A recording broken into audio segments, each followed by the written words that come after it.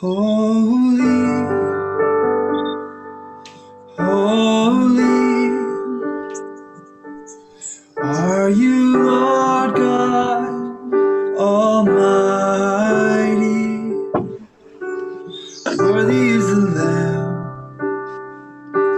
and worthy is the Lamb. For you are holy, holy are you, Lord God Almighty. Worthy is the Lamb, worthy is the Lamb. You are holy, holy are you, Lord God Almighty. Worthy is the Lamb, worthy is the Lamb.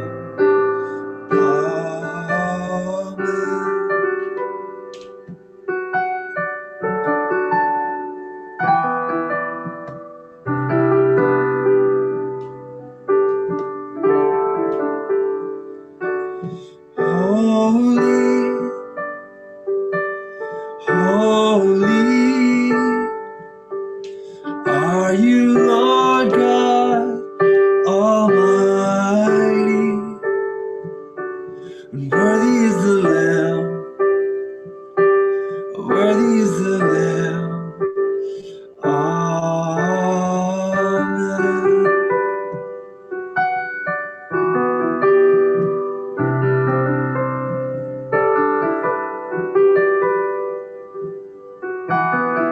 There's no one like you, Jesus. Holy and anointed one, Jesus.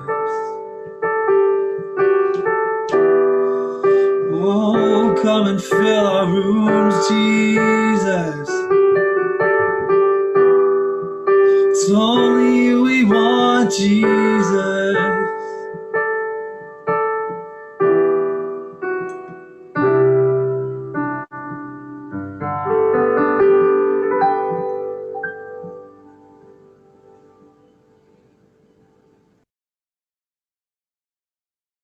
Welcome everybody. We're so خیلی خوش اومدین همه. خیلی خوشحالم که ما وصل شدین. ممنون که با ما ملحق شدین و با دوستاتون در میون گذاشتین. خیلی زمان خاصی است برای ما با دوستانمون. من و بنی خیلی بیل و بنی خیلی دوست داریم. دلمون برات تنگ شده. شما سال شرقی هستیم، شما سال غربی هستیم، ما سال شرقی، ولی به هم خیلی خودمون رو وصل شده احساس می‌کنیم. خدا رو شکر کنیم برای تکنولوژی. شان هم توی ساحل غربی آمریکا هست. خیلی خوشحالم اینجا می‌بینمتون. اینطوری با هم وصل هستیم. بچه‌هاتون می‌دیم توی حیات پشتی هم برکتشون میدیم توی خونه‌تون.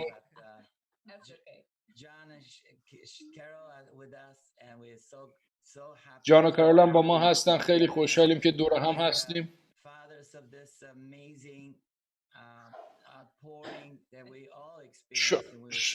شما پدر مادر این پوری روح هستین که همه ما ازش بهره گرفتیم.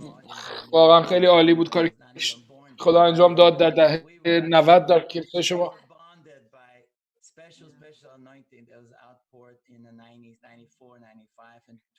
ما واقعا اون پوری روحی که تو تورنتو در سالهای در دهه 90 سال 95 و این حدودا گرفتیم واقعا عالی بود برای ما.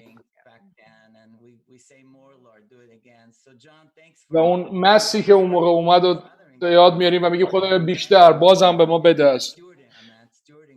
ممنونیم بیل و بتی که ما رو به ما درس میدین و میدونیم مس هنوز بر شماست و همونطور مس و این مس از طریق تکنولوژی هم توی منتقل میشه.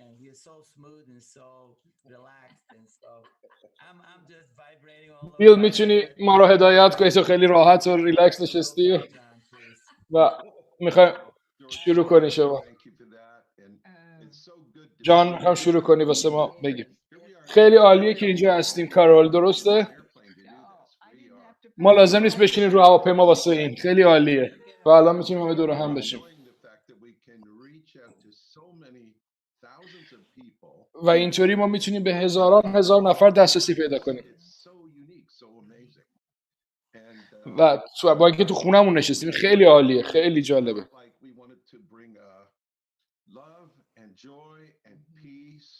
ما فکر میخوایم عشق و محبت و شادی و آرامش رو بیاریم واسه هر کسی که الان داره نگاه میکنه و بالای 15 زبان که داره ترجمه میشه. پس میخوام همتون الان بخوام که با ما هستین. چرا همه کسایی که الان واسه هستین چرا به 4-5 نفر SMS یا تکست نمیدین که واسه شیم، بگین که واسه شیم بیل جانسون و بنی اینجاست، شان اینجاست، جان و کارول اینجا و خیلی افراد دیگه اینجا هستن و ما خیلی همه هیجان زده ایم، نه واسه ویروس بلکه برای اون موقعیتی که ویروس برای همه ما فراهم کرده.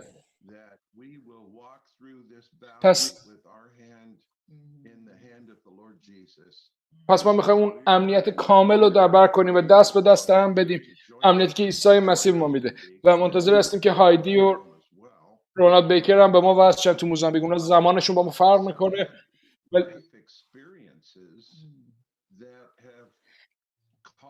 ولی همه ما تجربه زندگی داریم که این سبب شده که هممون بر روی بیافتیم در حضور خدا و با روزه و دعا بخوایم که اون طرف دیگه اینو که این پیروزی هستشو ببینیم.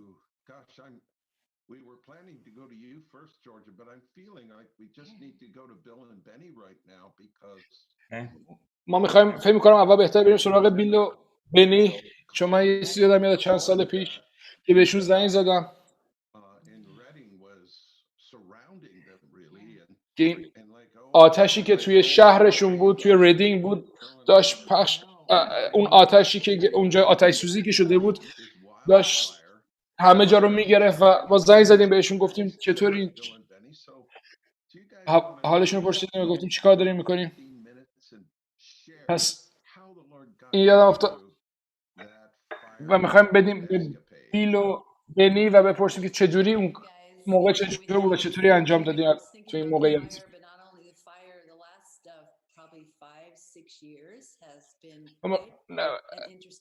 نه فقط نه فقط این آتش سوزی که تو این 5 سال گذشته بود خیلی مسئله جالبی پیش آورده بود، مسئله موقعیت خاصی رو پیش آورده بود، نه فقط برای آزمایش و اینکه ما بیشتر به خدا نزدیک شدیم، بیشتر به خدا توکل کردیم، بیشتر به خدا چسبیدیم.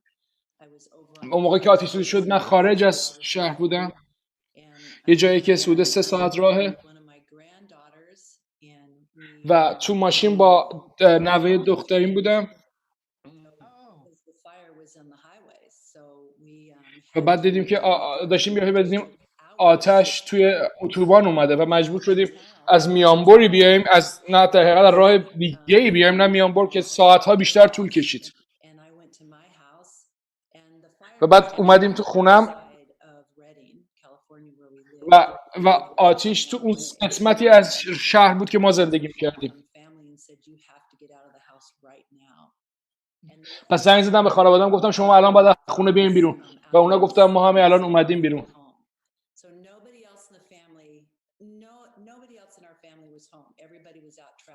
هیچ کدوم از فامیل ما تو خونه نبودن، همه داشتن مسافرت می‌کردن، از این ور اون ور می‌بودن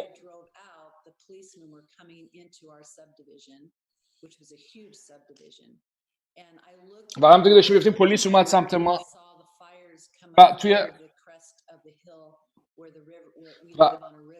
و تو آینه نگاه کردم دیدم آتش داره از بالا همینطور میاد به سمت پایین و شوک شده بودم که آتش همینطوری داره از اون بالا که به ما نزدیک میشه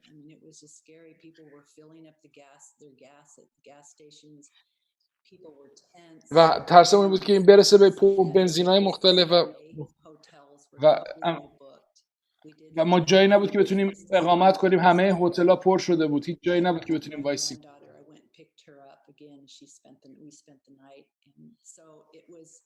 It was just, it was just another trial. You're just like, okay, we're going to get through this. یک موقعیت سخت دیگه تو زندگی بود که فکر ممکنه چندی ما طول I had just gotten back from Spain,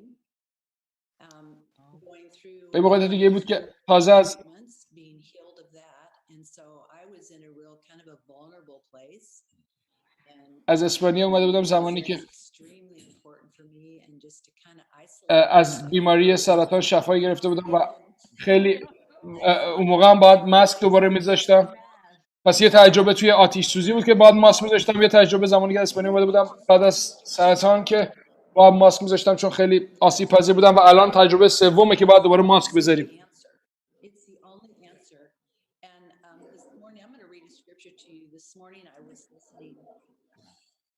To Randall Worley, who is a good friend, and he was on an Instagram video just talking about what's going on, and oh my goodness, it just got me. دوست عزیزی امروز تو اینستاگرام دیدم که داشت صحبت میکرد اتفاقی داره میفته و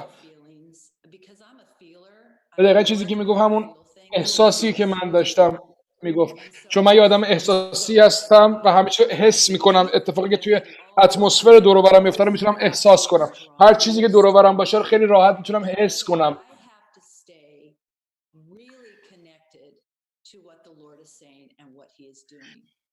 و اون موقع فهمیدم که خیلی وصل بمونم با اون کاری که خدا داره میکنه و واقعا باید بمونم کاری که خدا داره میکنه رو دریابم و انجام بدم.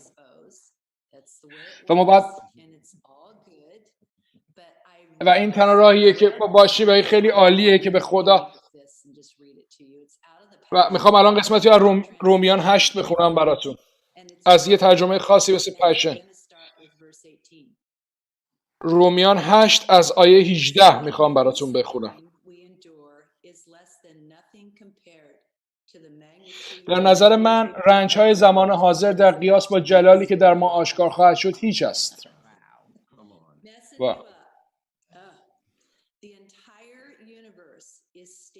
زیرا خلقت با اشتیاق تمام در انتظار ظهور پسران خداست.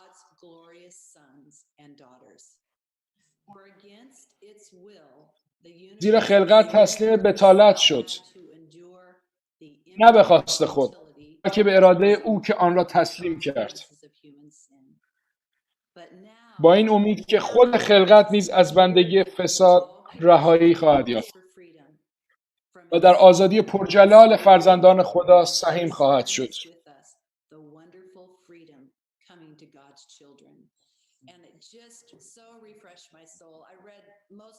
و این واقعا منو تازه کرد. همین داشتم میخوام، عالی بودیم برام، هم داشتم میخوندم و میخوام تشویقتون کنم که این فصل و فصل 8 رومیان رو بخونین با دعا. یه بار دیگه میخوام بگم این کلام خدایی که ما باید بهش بچسبیم. نه مهمی نیست که از چی داریم میگذریم، میخوام به این کلام بچسبیم چون زمان سختی هستیم. مهم نیست که چه احساسی میشه، چه چیزی داری تجربه میکنی، مهم اینه که بچسبیم به خدا و به کلامش. الان مهم نیست که چه شرایطی هست، اون خدای عالی و نیکویی هست. این فوق‌العاده بود بنی، ممنونیم ازت. و چه وقتی تو اینو شنیدیم و بعد اینو بذاریم توی وضعیت الان، زمانی که مردم با ویروس دارن سر و کله میزنن و با اون ترس، پس این جاییه که ما باید دست خدا رو در دست بگیریم و دست هم. بیل، من به یاد میارم چند سال پیش وقتی اون آتش سوزی توی اونجا بود و من بهت زنگ زدم،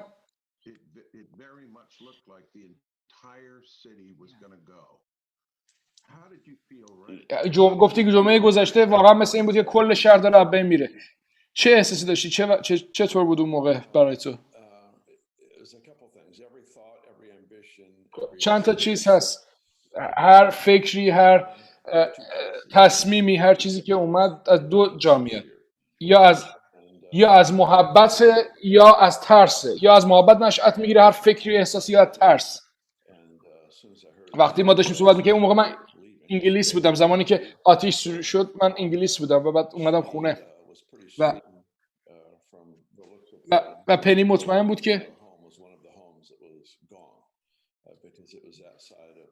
خیلی اطمینان داشت، ولی خونه ما یکی از خونه‌هایی بود که باید خالی میشد.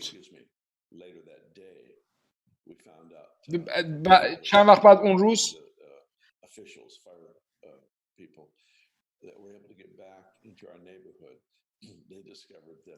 از آتش نشان‌ها شنیدیم که میتونیم برگردیم به خونه و خونه میتونیم و خیلی خوشحال شدیم و میدونیم که باد برگشت و آتش رو برگردوند. دو تا چیز هست.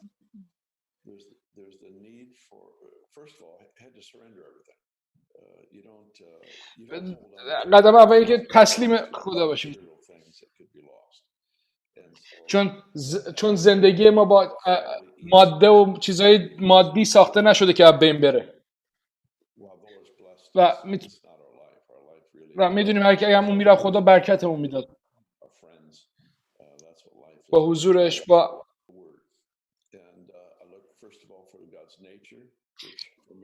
من همیشه میرم سراغ کلام، دنبال اون طبیعت خدا میگرم، در رابطه با شخصیت خدا میگرم که اون خدای خوبه و بعد دنبال وعده های خدا میگرم در زندگی که از رو کلام میخونم. به زمانی که من داشتم از انگلیس برمیگشتم، زمان اینو داشتم میخوندم، چیزی که در مورد من گفته، راجع به شهرمون گفته و با اون وعده ها دعا میکردم، اون چیزی که خدا به من گفت، کلامش گفته بوده.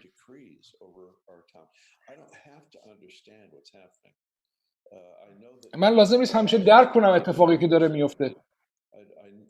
میدونم شیطان اومده بدزده، بکشه، خراب کنه و هیچ وقت این فکر نمیاد سراغ من که خدا باعث این چیزا میشه، چون من طبیعت خدا رو میدونم، نیکویی خدا میدونم، طبیعت اون نیکوییه.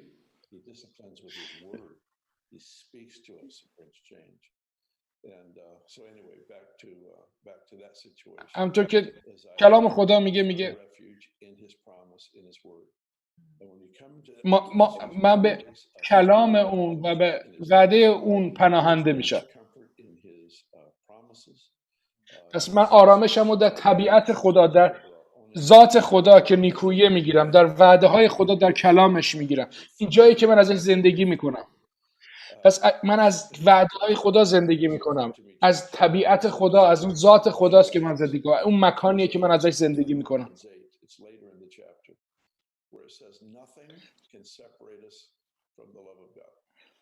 باز دوباره به رومیان 8 اشاره میکنم، اونجا میگه که هیچ چیز ما را نمیتونه از محبت مسیح جدا بسازه. هیچ چی نمیتونه، نه شمشیر، نه قطعی، نه این چیزایی که داره دنیا به وجود میاره، هیچ چی نمیتونه ما را از محبت مسیح جدا بسازه. پس میدونم که دشمن نمیتونه منو جدا کنه و با همین جلوی شیطان وای میسم، چون نمیتونه منو از محبت خدا جدا کنه، ولی سعی میکنه منو از اون آگاهی به محبت خدا جدا کنه، من آگاه نباشم به محبت خدا و با این من نمیذارم اون کارو بکنه.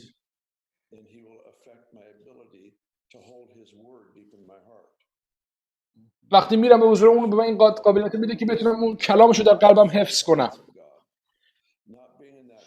پس اون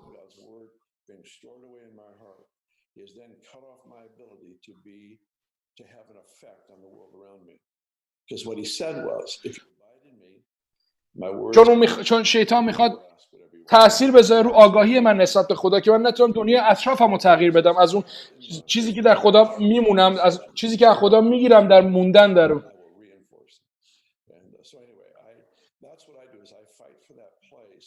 این کاریه که من میکنم. من میجنگم برای اینکه قلبم رو حفظ کنم، اون مکان، اون جایی که وایستادم در حضور خدا رو درونم حفظ کنم، اون جایگاهی که توش درونی زندگی میکنم حفظ کنم و درون بتونم به بیرون زندگی کنم و خودم رو تو پوزیشنی قرار میدم که بتونم اون رو بگیرم و تحت تاثیر قرار بدم دور و بریام، کسی که دور و برم هستن و کسی که توش تاثیر میذارم. خیلی عالی بود و اینکه تو تونستی از این حوادث وحشتناک با پیروزی بیای بیرون و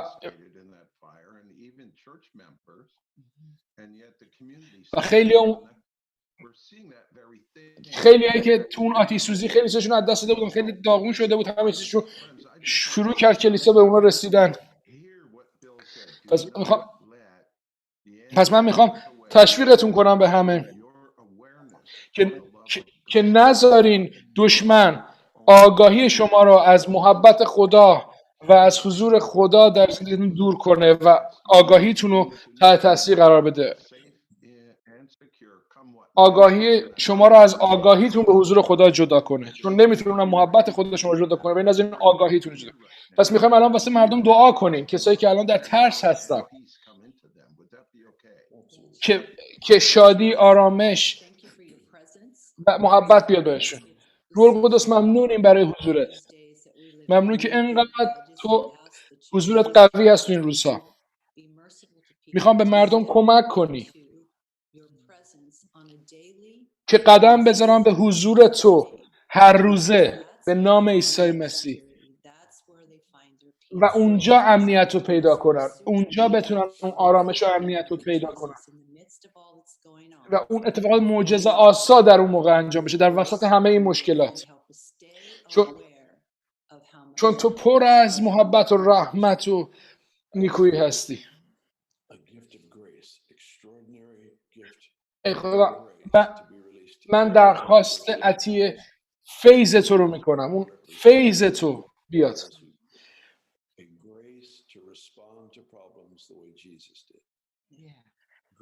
که بتونن در فیض تو جواب بدن به اون مشکلات، چون فیض تو ما رو قادر میسازه که بتونیم تأثیر نگیریم از چیزی که دور و برمونه، بلکه تأثیر بذاریم روی اونا. به نام عیسی.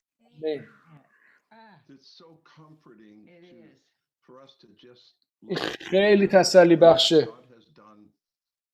که برمیگردیم نگاه میکنیم به کاری که خدا قبلا در زندگی ما انجام داده، دیروز و اخیراً، که ما رو تا اینجا آورده و الان پس ما رو ول نمیکنه. پس ثابت با پایدار بمونیم و بدون این زمانیه که شما باید پیروز باشین، پیروز بشین. هایدی میبینم که همین الان تونستی واسه ما. سلام، چیکار میکنی اونجا تو موزامبیک؟ که الان عصر برای تو فکر میکنم اونجا. بله، ما چشممون رو به عیسی مسیح دوختیم.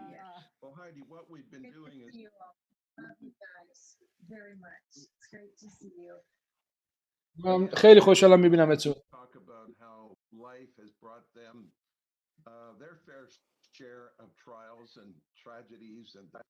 ما از بیل و بنی پرسیدیم از اتفاقای بعدی که افتاده بود اونجا، حوادثی که آورد و چطوری خداوند اونا رو از اون چیزای اتفاقا و حوادث غیر مترقبه عبور داد و گذر داد و چطوری اونا رو به صورت معجزه آسا نجات داد. میخوام از تو الان بپرسیم که چطوری خداوند معجزه آسا تو رو تو موزامبیک از خیلی از حوادث و خیلی چیزای غیر مترقبه مثل این آورده بیرون.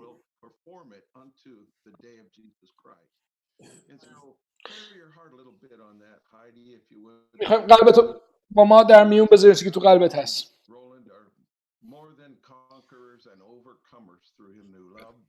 به ما بگو چطوری تو رولند شوهرت پیروز بودید تمام این حوادث.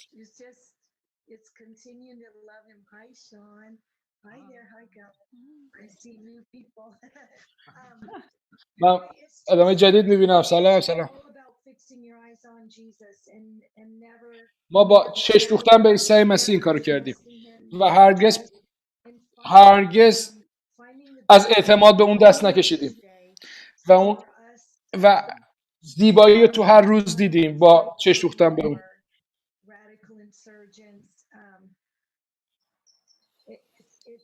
در هر حوادثی که پیش اومد هر روز تونستیم با او شادی کنیم.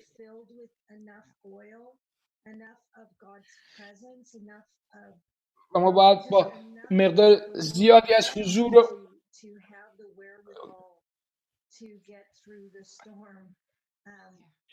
بعد روغندونامون رو پر از روغن مصر روح القدس بکنیم هر روز و از حضور اون به اندازه کافی بهره مند بشیم هر روز.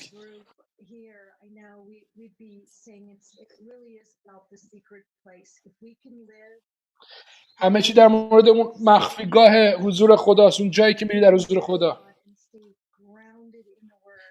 میتونیم در کلام خدا زندگی کنیم و در اون ریشه بگیریم. پس مهم نیست دور و برمون چه اتفاقی میفته، بلکه ما ریشه میگیریم در حضور خدا و کلام اون.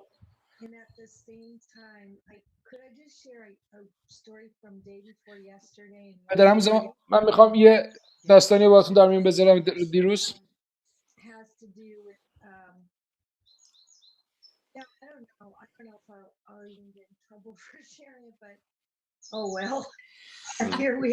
ممکنه تو دردسر بیفته وقتی ما این در زمین، ولی اشکال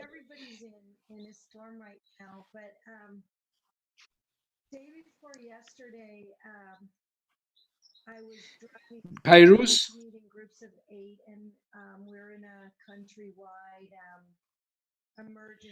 توی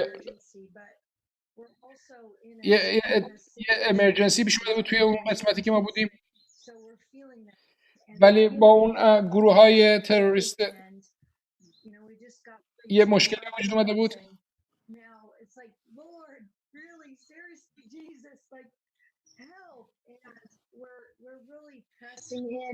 و شروع کردیم خواستیم خدایا تو این شرایط الان به کمک کن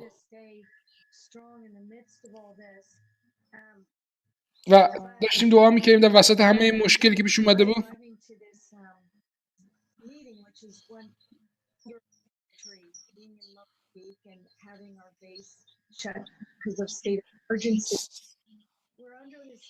من داشتم رانندگی میکردم به سمت اون میتینگ که با هم میرفتیم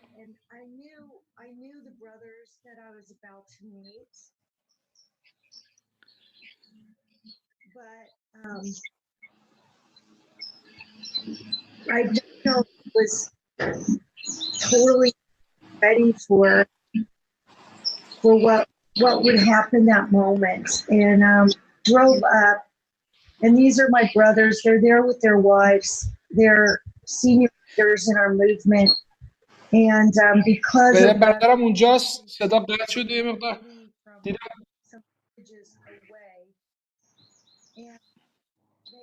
I just arrived, and they're like, we appreciate social distancing and wash your hands and have this distance, a meter. چون ما داشتیم مثل همه جا سعی میکردیم که اون فاصله ها رو نگه داریم، دستمون رو بشوریم و داشتیم سعی میکنیم.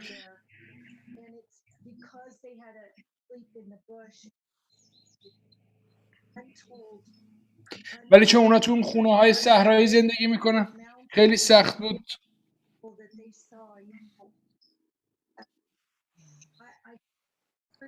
All I can tell you is they burst out sitting in my arms. Hold them. صدا اصلا واضح نیست.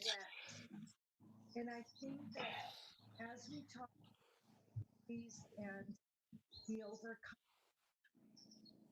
and the power of the cross and all that Jesus did, I think it's important. در اون شرایط بدجور که هم طوفان شده بود، هم گروه های تندرو حمله کرده بودن و هم ما باید توی اون خونه های صحرایی اون فاصله و اون چیزهای برای نگرفتن این ویروس رو رعایت میکردیم تو همه این شرایط، ولی چسبیدیم به خدا و خیلی میرسیم خداوند میاد و ما شروع کردیم دعا کردن با هم در حضور خدا گریه میکردیم، دعا میکردیم و هم دیگه داشتیم میدونستیم کسی نمیتونه دولت کمکمون کنه.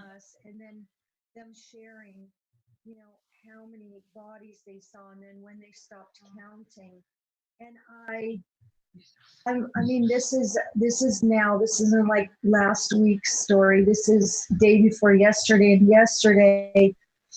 This is the beauty of the overcoming, and you guys know me so well, like 25 years. این موضوع مال دیروز پیروز، این داستانی که چطوری ما میتونیم با پیروز باشیم در تمام این شرایط. می‌دونم که شما توی وضعیتی که توی کشور ما الان هست نمیتونید میدونید که چه وضعی است. ما میپرستیدیم، دعا میکردیم، گریه میکردیم با هم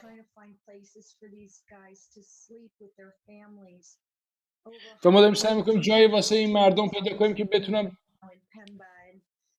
بمونن و زندگی کنن.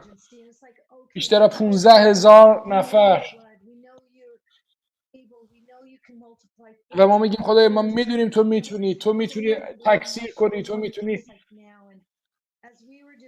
هر چیزی رو بیشتر کنی و برکت بدی و همونطور میپرستیدیم به عنوان 10 تا رهبری که داشتیم میکنم میکنیم و این 2 تا برادری که اومده بودن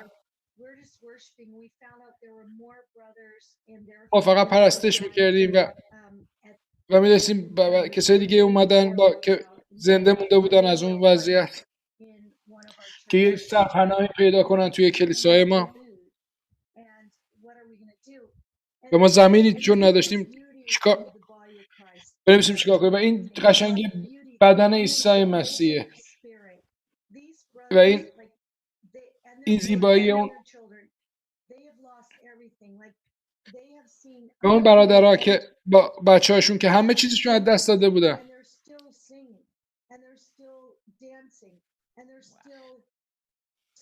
با اینکه همه چیز از دست داده بودن باز میرقصیدن، پرستش میکردن، شکرگزاری میکردن و دور هم جمع شده بودیم و میپرستیدیم،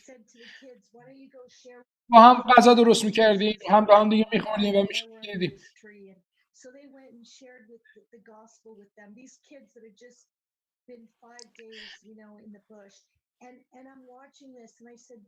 و اینا شروع میکردن با بقیه کسایی که اونجا بودن انجیل رو در میون میذاشتن.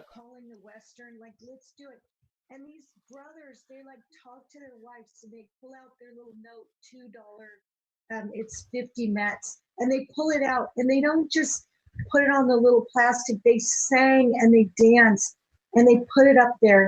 And I don't know, I lost it. I'm like, و اینا میرسیدن و خوشحال بودن و من دیدم اینا واقعا بالاتر از پیروزمندانن.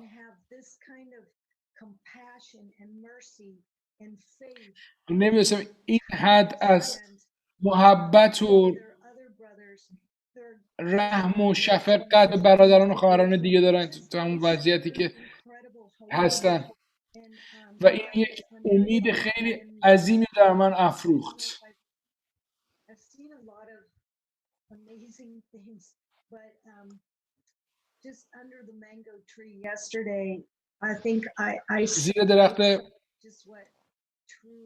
زیر درخت وایساده بودم دیروز و دیدم این واقعا مفهوم کامل پیروزمندیه، بالاتر از برتر از پیروزمندی حتی. و اونا واقعا یکی از قهرمانای ایمان من هستن.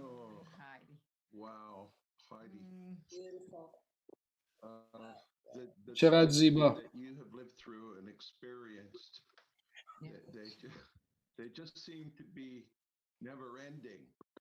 اون تجربه‌ای که تو داری مثل اینکه هیچ هرگز تموم نمیشه. اون چیزایی که تو ازش گذر کردی واقعا اون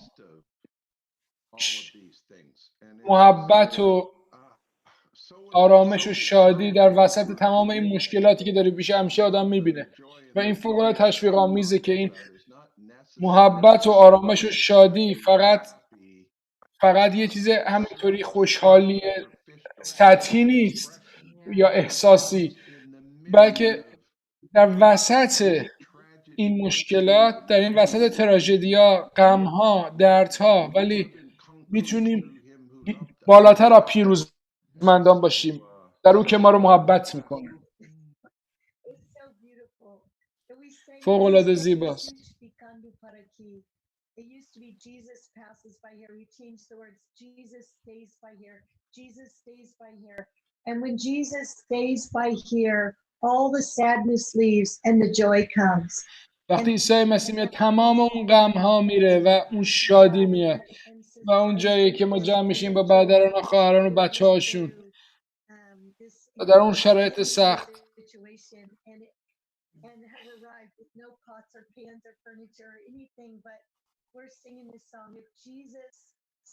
با اینکه هیچی نیست ولی اونجا وای میستیم میگیم عیسی مسیح بمون اینجا با من.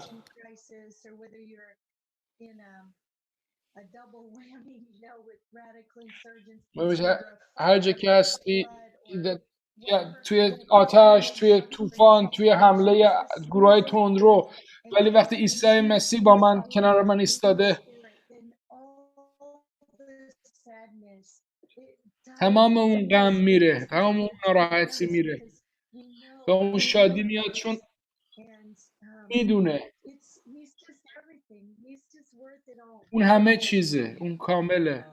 Heidi, I'm going to ask you if you will pray for the friends that are watching from all over the world. هایدی میخوام ازت خواهش کنم برای همه کسایی که دارن دعا میکنن، برای همه که دارن نگاه میکنن دعا کنی، همه کسایی که ما وصل شدن دعا کنی. Webinar right now we are sending the word out in Hausa. And so this is all of North Africa, the language going out to people and bringing them hope and joy and peace. و ما اینو داریم برای خیلی از قوم ها میفرستیم توی شمال آفریقا و خیلی جای دیگه که خیلی جا در وسط اون مشکلات و اون چیزایی که هستن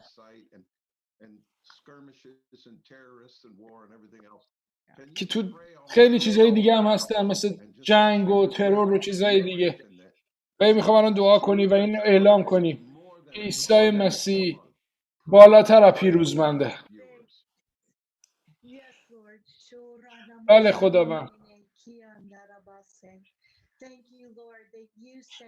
شکر خداوند که ما را تو بالاتر از پیروزمندان کردی در عیسی مسیح. اینو به ما صحبت کردی و اون کلام زیبای تو میخونیم که میدونیم کلام تو حقیقته. مهم نیست چقدر داره دنیا میلرزه، تکون میخوره، مهم نیست قحطی، جنگ، هر چیزی که هست، میدونیم عیسی مسیح که در تو ما امن هستیم، ما امنیت داریم.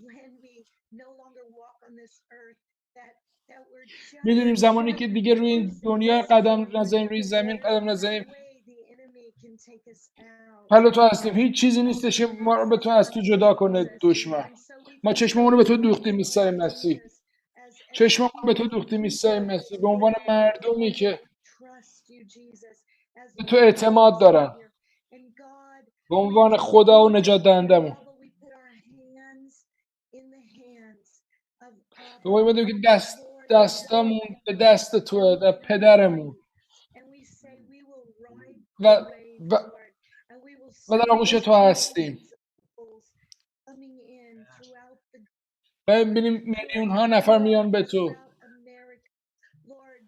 میان به اون عروسی بره. آسیا، اروپا، آفریقا، همه جا دست تو.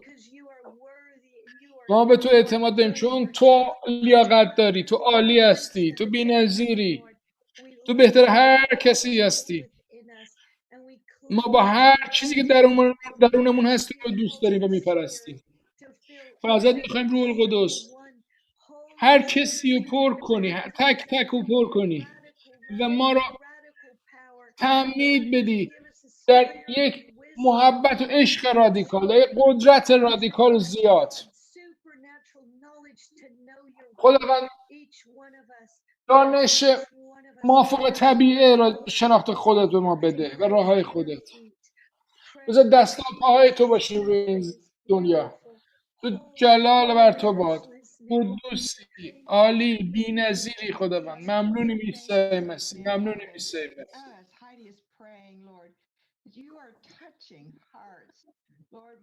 همینطور که هایدی دعا میکرد تو داری قلب‌ها رو لمس میکنی.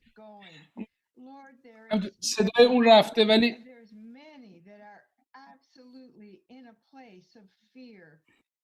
خیلی الان در ترس هستن، در وحشت هستن.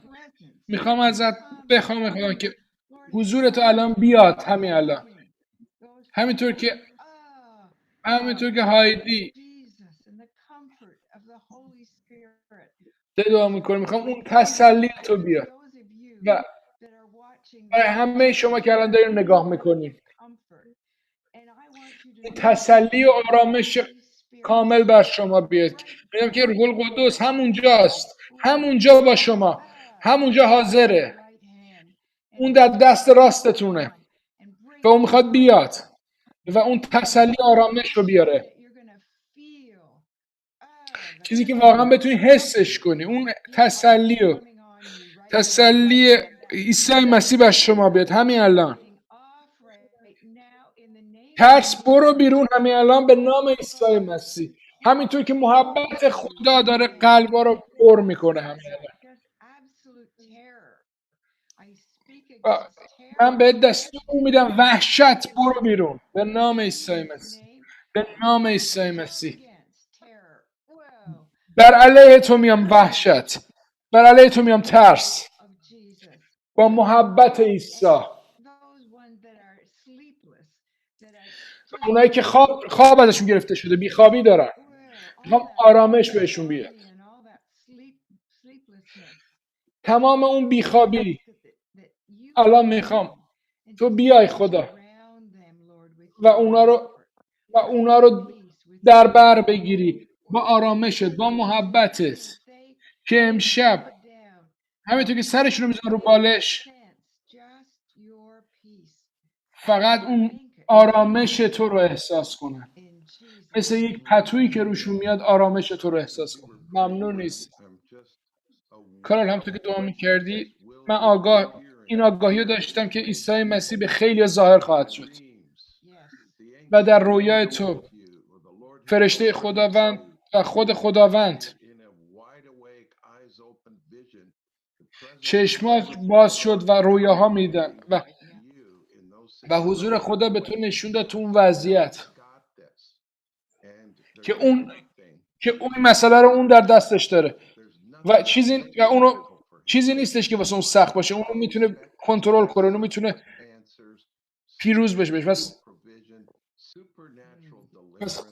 پس خداوند ما فوق طبیعی و معجزه آسا عمل میکنه، چون خدای ما خدای عالی هست و اگر تو اونو نمیشناسی شخصی، من دعوت میکنم به که خدا بشه خودتو هم مکشوف کنی و بعد بگیم چند دقیقه دیگه.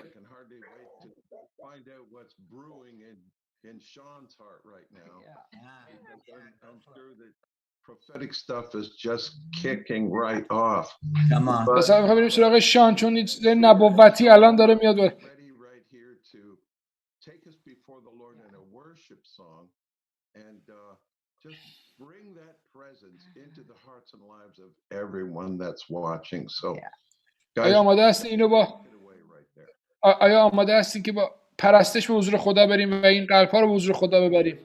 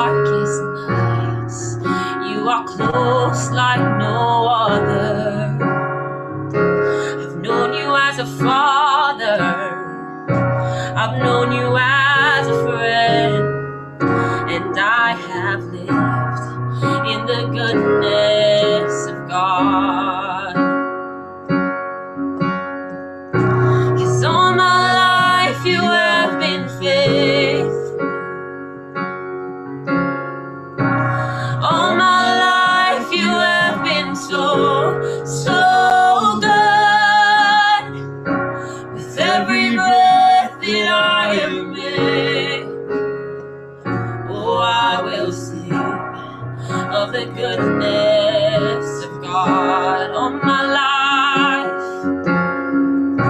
And all my life you have been faithful.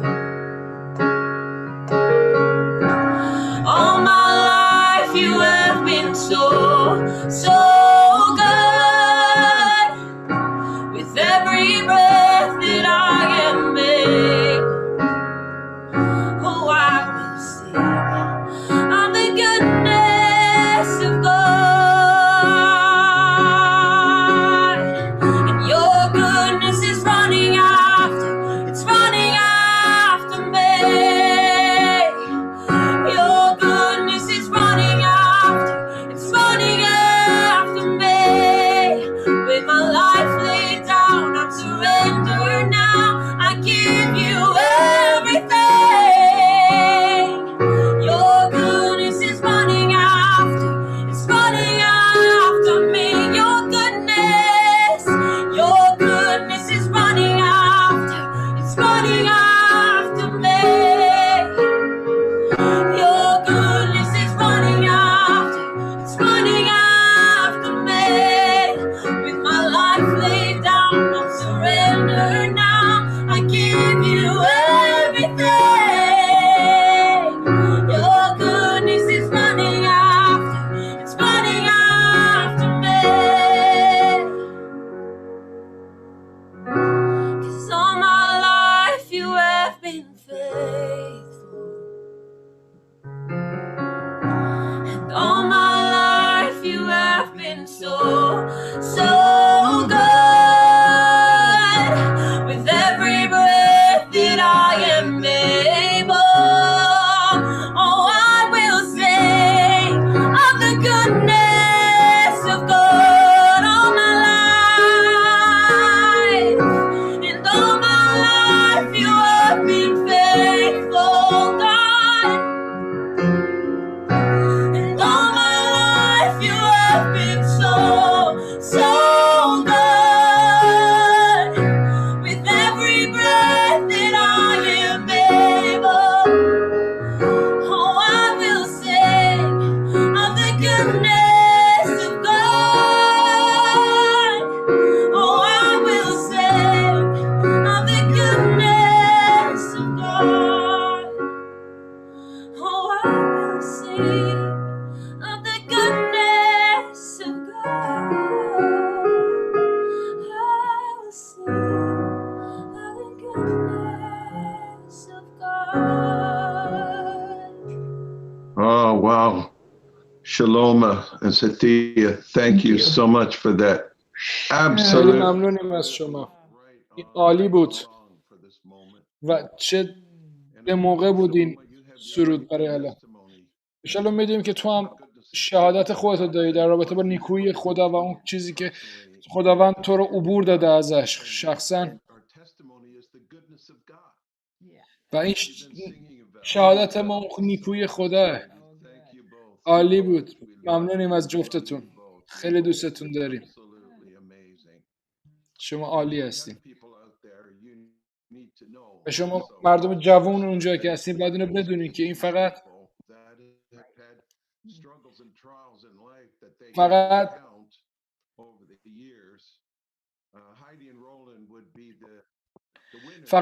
مردم با تجربه نیستن که این چیزا رو ازش عبور میکنن.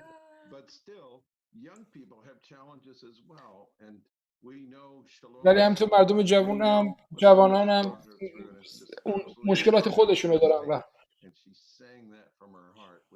و انشالله این دو تا پرستنده عزیز ما نیست شهادت خیلی عالی دارن نیکویی خدا و مشکلاتی ازش خدا عبورشون داده از این مشکلات. شان و همسرش رو اینجا داریم کنار خودمون. چقدر عالیه که جفتتون الان هستید.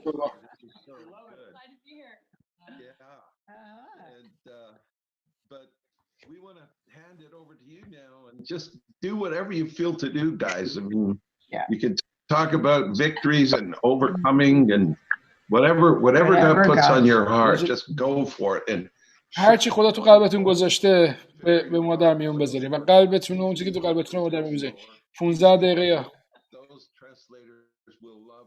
میتونین و اگر یکم آرومتر صحبت کنین مترجما کسایی که ترجمه میکنن شما رو خیلی دوست خواهند داشت.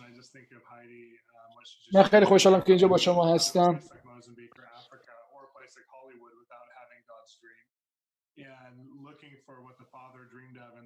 کسی مثل نمیره جایی مثل موزامبیک یا حتی هالیوود بدون اینکه خدا رویایی بده.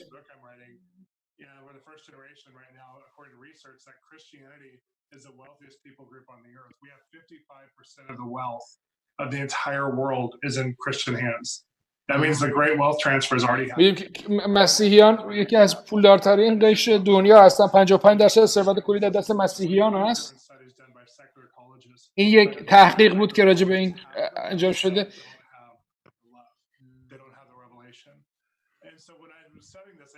خیلی از مسیحی هستن که اون پولو دارن ولی اون مکاشفه رو ندارن.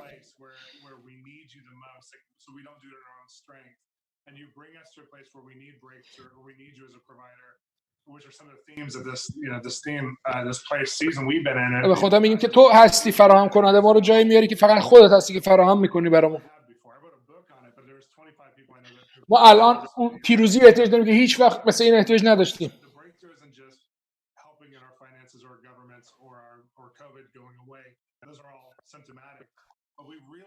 Christianity to come back to that place of what is in the Father's heart. How do we dream with you, God? How do we dream so Jesus can get the fullness of his reward? And I just خدا میگه چطوری خدا میتونیم با تو این رویا رو داشته باشیم و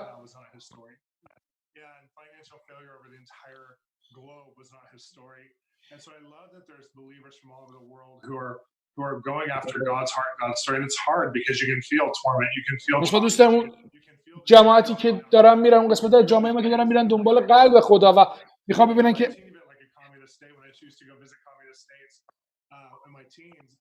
خدا چی براشون داره، حتی اگر اون اقتصاد خیلی کوچیک باشه اونجا، ولی وقتی اینا میرن در حضور خدا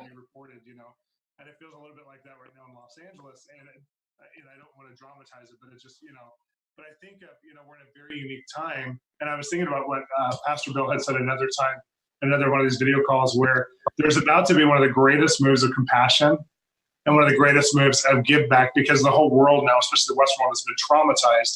We've been marginalized. We've been having to stay at home. We've been having to lock in. We've been having to care about things we've never had to before. Yeah, where Heidi is dealing with, and other people, where it's 2/3 of the world is dealing with everyday trauma, and they're dealing with circumstances. And the persecuted church, the underground church, war zones, red light districts are dealing with this kind of trauma all the time. Some of you who are watching are dealing with this kind of trauma. And so I feel like there's about to be the greatest move of compassion in history, or at least modern history, where we're going to see that wealth that's already been held up and is already in Christian hands actually find a way to be multiplied in its effect and impact. Because we can see the money's there, but it's not having impact. So we're going to see God give revelation on how to bring his love into situations, and how to see, like, we have some of the most wonderful people on the earth right now who have money, and they're only able to have limited impact. Even the Bill Gates and the Warren Buffetts of the world, they can only have limited impact. But when you have kingdom, you can have God's whole intended impact over resource and finances. So that's one thing I wanted to share. But I wanted to share a little, or have us share a little bit about, just bring it real home. We're going to be just a little vulnerable about when we first got married. Cherie and I were really we're looking forward to it. It was our first and only marriage. Yeah, and we'd waited a long time, in my late 30s and in my mid 30s. Yeah, and we had one of the hardest seasons of our entire life right when we got married. من میخوام براتون در میون بذارم که اول ازدواجمون، اما اول که ازدواج کرده بودیم خیلی شرایط سختی بود کردیم، واقعا خیلی وضعیت سختی بود.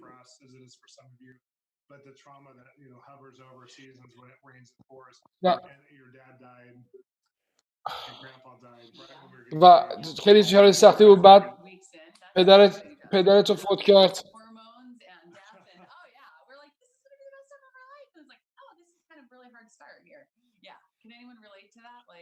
A contradiction in the midst of walking into a promise, that you're feeling over your life. وقتی که همه چی با هم در تضاد میشه، وقتی که در وعده خدا داره میری ولی همه چی به هم میریزه و اون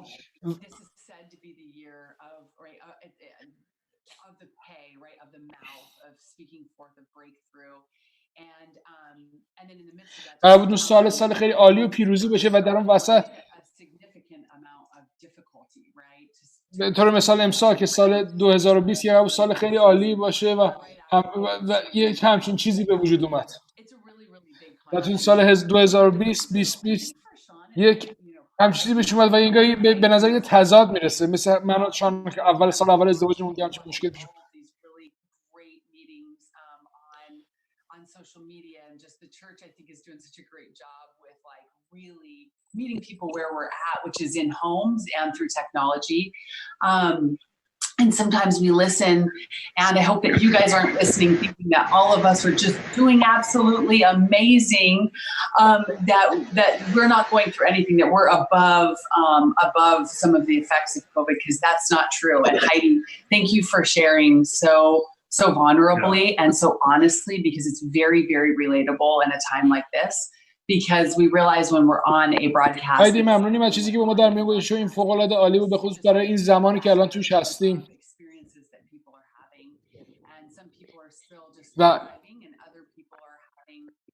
تجربه مختلفی که این افراد دارن، تجربه وسیع مختلفی که افراد دارن میگن، خیلی به وضعیت الان میخورد.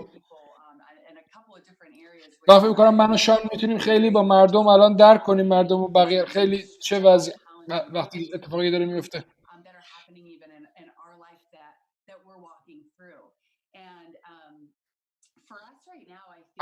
در دو ور قضیه هم چیز عالی که داره پیش میاد، هم چیز سختی که داره پیش میاد، با هم این یه تضادی رو تشکیل داده.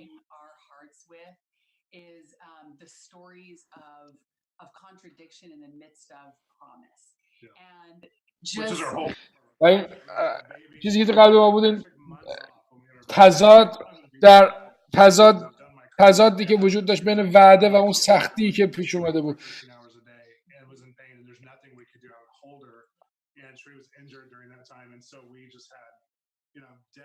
Someone died and serving our church, and it was every contradiction you could think of, and financial hardship, and just that everything was hard. There was nothing that was easy. Our families were all مشکلات سلامتی، مشکلات اقتصادی، انواع اقسام مشکلات توی اون سال برای ما پیش اومده بود.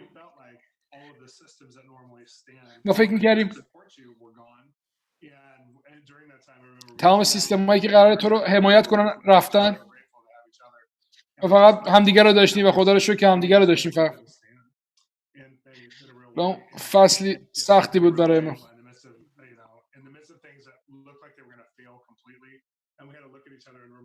در وسط اون وضعیتی که همه چی سخت بود و پر از شرایط طاقت فرسا بودش، همدیگه رو داشتیم و داشتیم اون وعده‌های خدا رو به یاد می آوردیم. در وسط اون وضعیت مالی بدجور، سلامتی و تازه بچه شده خیلی مسائل دیگه پیش اومده بود. نزدیک 1.5 سال با مرگ عزیزانمون، بیماری و مسائل مالی درگیر شده بودیم. 1.5 سال بمبارون می شدیم با این مشکلات.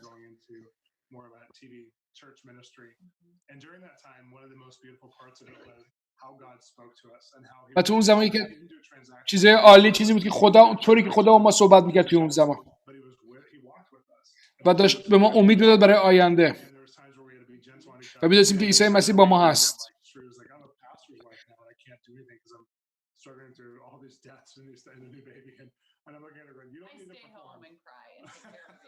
I'm grieving and pregnant. Yeah, it was very glamorous.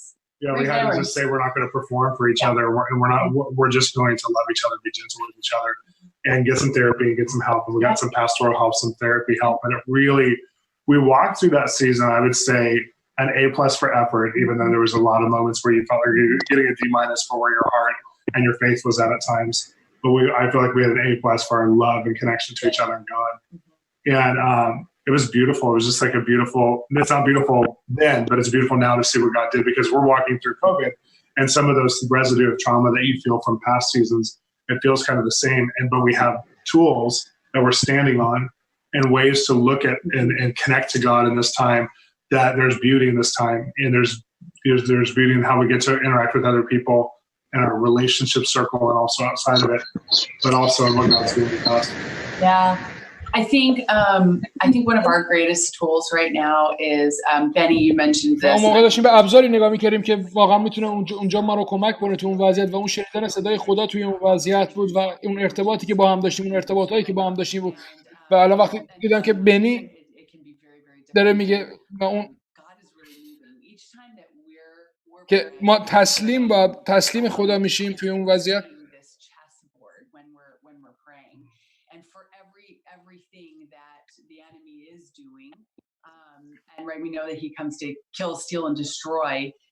پس هر کاری که دشمن داره میکنه چون اون داره میاد بکشه بدزده و هلاک کنه میدیم که خداوند دقیقاً برعکس اون داره عمل میکنه و این خیلی عالی بود چون در وسط اون تضادی که به وجود اومده بود و وسط اون سختی‌ها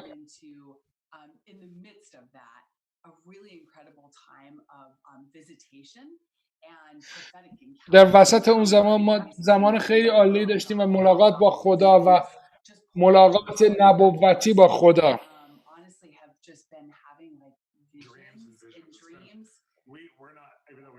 ما رویات می‌دیدیم و خواب‌های می‌دیدیم اون زمان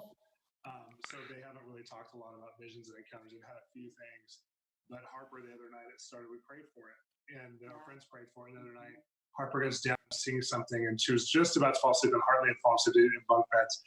And she started to go into 20 minutes of visions that were direction for us. Language that was way too big for her.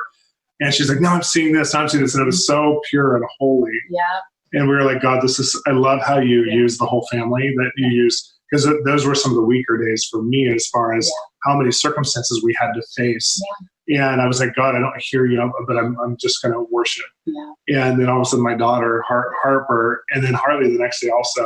تو اون شرایط تصمیم گرفتن که واقعا پرستش کنم. واقعا زمان عالی بود که خداوند اونو درست کرد و ما شروع کردیم به دعا و پرستش و توی اون زمان گفتم واقعا در این حالت بمون.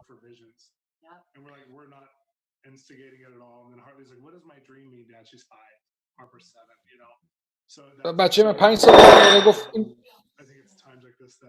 God draws near in ways you wouldn't expect. Like I would have expected Cherie to have the dream, not for Harper or Hartley to have the dream, but they've been very important. Yeah, I just think ever since Passover, something's really been happening globally since Passover, and I just feel like in the midst of the pressing, there's great invitation, and there's great. اون زمان عید پسح بود و devouring the word, as many of you probably have, and looking for the stories of contradiction of, the Shadrach, the Meshach, the Abednego, the Israel getting, I keep reading. دقیقا مثل همون حالتی که در اون زمان بود، زمانی که جلو دریا عقب سپاه و وعده خدا ولی هست، اون زمان تضاد یا مثل شدرک میشک ابدنگو که توی تون آتش می‌خواستن بیفتن و دقیقاً مثل همین حالت‌ها هستش، اون تضادی که آدم به وجود میاد جلو آتیشه ولی وعده خدا رو داریم و ما میتونیم واقعا برتر پیروزمندا تو همه این شرایط باشیم.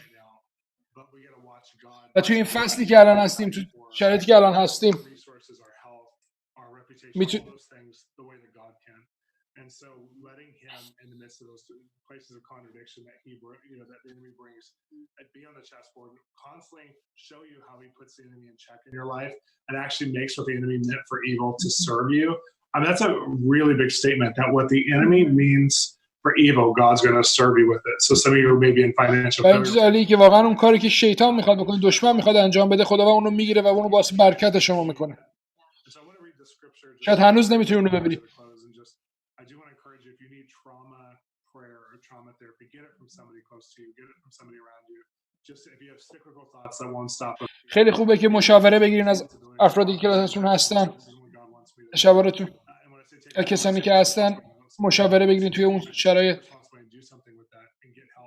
But this is James 1 verse 2. My fellow believers, when it seems as though you are facing nothing but difficulties, see it as an invaluable opportunity to experience the great. یعقوب 1:2 رو میخوام براتون بخونم. Your faith is tested, it stirs up the power within you to endure all things. ای برادر من آگاه باشید هرگاه با آزمایش‌های گوناگون روبرو میشید آن را کمال شادی بنگرید زیرا میدانید که گذشتن ایمان شما مبهوته آزمایش‌ها پایداری به بار می‌یابد اما بگذارید پایداری کار خود را به کمال برساند تا بالغ و کامل شوید و چیزی کم نداشته باشید اگر از شما کسی بهره از حکمت است درخواست کند از خدایی که سخاوتمندانه و بدون ملامت به همه عطا می‌کند و به وی عطا خواهد شد اما با ایمان درخواست کند و هیچ تردید به خود راه ندهد زیرا کسی که تردید دارد چون موج دریاست که وسط با هر سو رانده می‌شود چنین کسی نپنداره که خدا من چیزی خواهد یافت زیرا شخصی است دل و تمام رفتار خودش پیدا پس بیاید تسلیم کنین اون وضعیتتون اون دودلیتون اون سختیتون اون مشکلاتی که توش هستین رو به خدا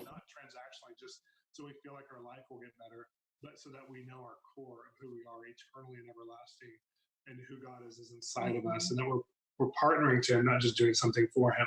And that's been a really big key for a lot of people in the COVID is that they want God to speak to deliver them. But it's not just to مشکل صدا داریم اینجا من هر چقدر که بتونم بشنوم ترجمه میکنم. And we're still here. Yeah. Wow. That's so good, Shawn. Yeah. خیلی عالی بود شان. Good things there. تو خیلی چیزا رو در میون گذاشته به ما. When the burden is getting on you, encouragement, depression, whatever else, reach out to the body of Christ for counsel, for help. Right. We are big believers in that. چیز عالی گفتی که بریم از ایمانداران از کسایی که میتونن مشاوره بدن در بدن عیسی مسیح مشاوره بدن بریم پیش اونا و تو سختی اگه هستین مشکلی پیش اومده به مشاوره اجازه بدیم بگیریم. As we cover that side of things and then begin to look up. So the message is not look out but look up and بس پیغام اینه که خدا میخواد شفا بده کامل شفا بده بس مسئله اینه که به جلو نگاه نکن که به بالا نگاه کن زمانی که فوت میکنه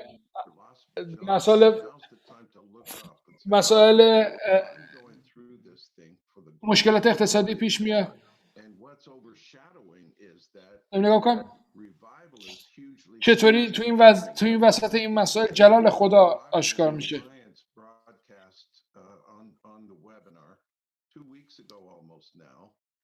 At the end of that, as we closed in prayer and David Damien was praying, the Holy Spirit. دو هفته پیش ما اون جلسه رو داشتیم که teenager in Norway, and she went right into a whole birthing manifestation. Fortunately, her parents had some clue what was going on because دیوید منیان داشت دعا می‌کرد و یه دختر 16 ساله خیلی شروع کرد یه سری شروع کرد جیغ زدن و حالش خیلی بد شد و شروع کرد داد زدن تجلیات روح در روز ظاهر شد میگفت انجیل داره بیاد انجیل داره به همه بگیم و بعد اون واسه من نوشت واسه من فرستاد و اینو دیدم باور من اینه که خدا داره میگه در سراسر دنیا که دشمن داره فشار میاره خدا داره میگه که بیداری روحانی داره میاد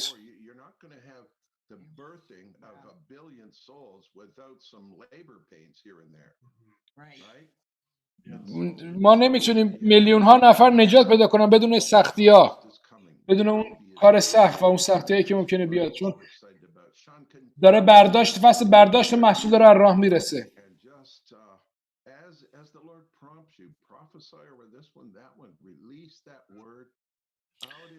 خیلی دعا کنی و هر جور که خدا هدایت میکنه نبوت کنی برای این و اون برای کل قوم ها و اونا برن توی شهرهایی که هستن بین افراد بین قومشون خدا من ازت ممنونم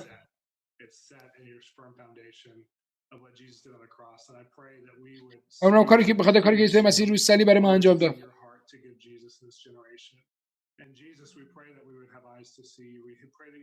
عیسی مسیح دعا میکنیم که بتونیم چشمایی داشته باشیم که تو رو ببینه ممنونیم که مسیحی ها بهشون منابع دادی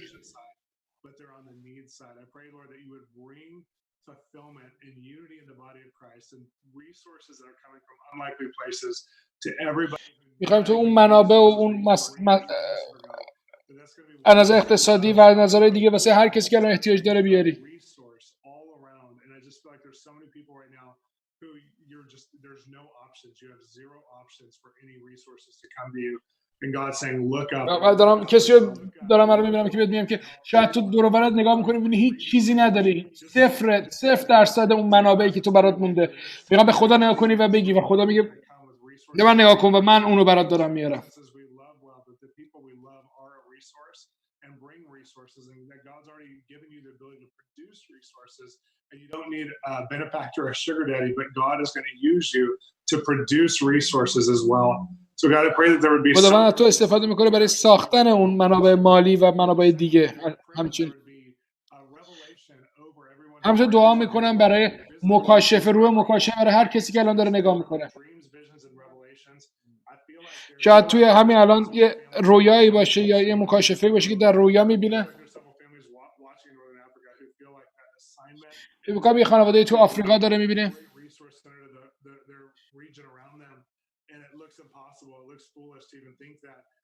فکر می‌کنم منابع عالی داره برای اونها باز میشه. و میخوام بهتون بگم که همینطور رویا در رویا جلو بریم با خدا، چون خدا میخواد چیزی بهتون نشون بده و برکت بده اون چیزی که دارید.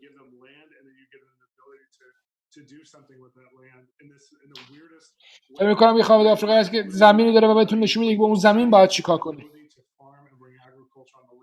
بهتون اون قابلیت رو میده که بتونید توی اون زمینتون بکارین و اون کشاورزی که خدا میخواد راه بندازید و اون منابع بیاد. هر کسی که داره نگاه میکنه توی آمریکای شمالی، اروپا، چین، ژاپن، هر جا، اون راه حل برای هر مشکلی که الان دارین بیاد. And he's getting it approved with the FDA next month. God, you're anointing Chinese people because there's been such persecution against them because of some of the mistakes that China has made with this COVID situation. But you're going to anoint Chinese people to bring الان مردم چین رو مسح کنیم که امید و علم و بقیه چیزا رو در سراسر دنیا بتونن بیارن. خدا ما رو مسح کرده که بتونیم اون راه حل و جواب ها رو بیاریم.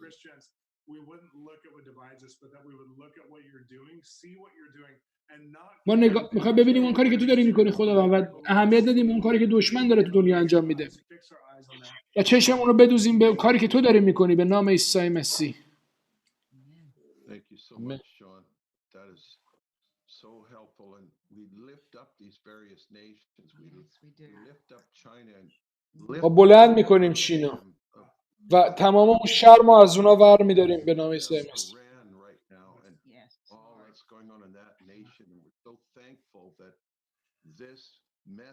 و ممنونیم از اون کاری که خدا داره واسه این قوم انجام میده.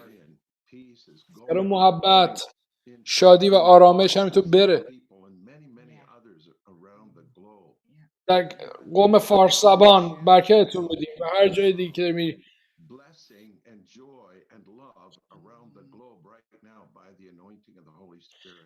و میخوایم اون مسح و امید و شادی و محبت بره تمام دنیا همونطور که داره میره.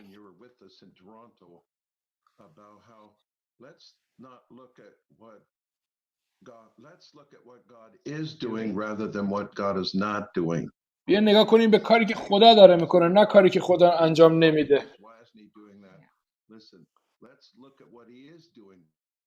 نگاه کنیم به کاری که الان خدا داره انجام میده، نه کاری که انجام نداده یا توقع داشتیم انجام نداده، بلکه به کاری که داره انجام میده نگاه کنیم، رو اون متمرکز بشیم. کارل میخوای چیزی بگی؟ بیا.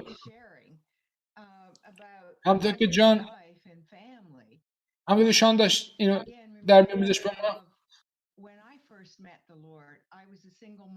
به یاد این اومدم که زمانی که اولین بار خداوند رو ملاقات کردم من یک مادر تنها بودم.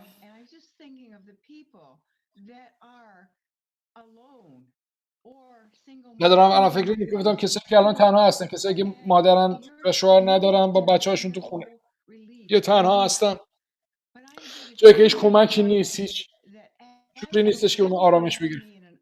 همونطور که خداوند با من صحبت کرد در یک صدای کاملا قابل شنیدن و آدیبل، خداوند من گفت خداوند شبان تو است و اوست که تو رو در مرتعهای سبز می‌خواباند، جان تو رو برمیگرداند و تو رو به راه حیات جاوید هدایت میکنه. و این مزموری که خداوند برای من خون با صدای قابل شنیدن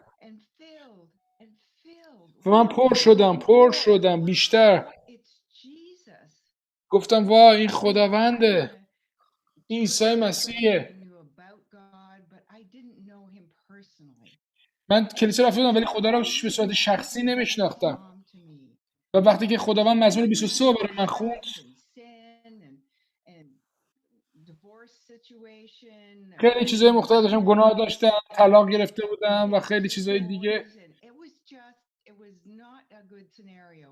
خیلی سناریو خوب نبود اونجا تو زندگی.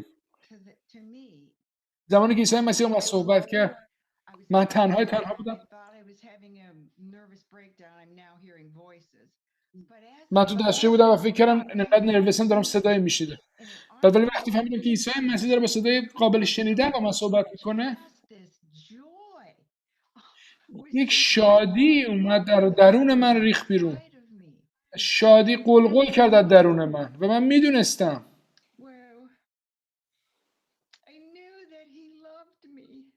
میدونستم که عاشق منو دوست داره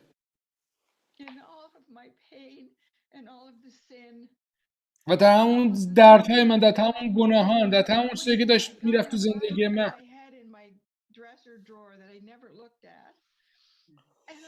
و انجیلم توی کمد و هیچ وقت بهش نگاه نکرده بودم ولی وا کردم و مزمور 23 رو خوندم و هرچی بیشتر میخوندمش و شادی بیشتری تمام قلبم فرا میگرفت. من میرفتم و میخوندم خداوند شبان من است، محتاج به هیچ چیز نخواهم بود. و همینطور که شادی میکردم عیسی میگفتم که عیسی منو دوست داره، عیسی عاشق منه. و همینطور خواهی رو به دیوید بگم، همونطور که دیوید اینو میگفت عیسی مسیح دوستت داره هر شرایطی دیگه هست. همونطور که توی مزمور داوود نوشته خدا منو چقدر دوست داره، شبان من محتاج به هیچ چیز نیستم. و فهمیدم که پس همینطور که اگه تو الان عیسی مسیح دعوت میکنی و تو به قلبت، به زندگیت شادی میاد وارد میشه. آیا شرایط من هم تغییر کرد؟ نه، ولی چیزی که درونم اتفاق افتاد اون چیز عالی بود واسه من. اون شد مربی جدید من و شد اون چیز جدیدی که من میپوشمش. پس من میخوام از جان بخوام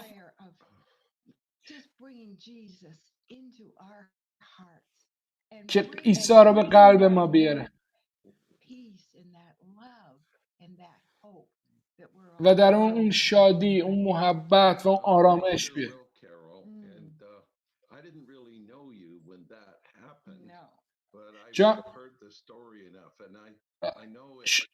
کارول، من اون موقع تو رو نمیشناختم که این اتفاق افتاده بود. به وقتی این اتفاق براش افتاد، وقتی این اتفاق براش افتاد همه دور و بریش میگفتن کارول مذهبی شده و از اون موقع شروع شد به همه گفتن که عیسی مسیح کیه و اون خبر خوب و اون انجیل رو به همه پخش کرد. حالا همه هستن، همه ایمان دارن. این چیزی که امروز داریم راجع به صحبت کنیم، اون خبر خوب فقط چیزی که عیسی مسیح میتونه بیاره. پس راجع به عیسی مسیح فکر کنید.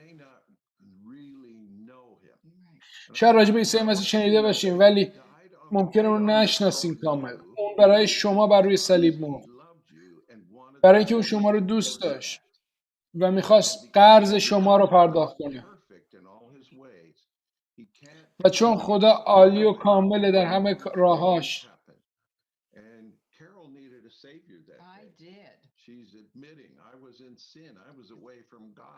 باید همه اون چیزی اشتباهی دور و براتون میذاره رو کنار بذارین. همونطور که کارول اعتراف الان کرد چیزای بدی تو زندگیش بود ولی همه رو گذاشت، ولی اون نیامد که سرزنش کنه کارولو، بلکه با یک راه خیلی محبت آمیز اومد و مزمور 23 رو باش در میون گذاشت.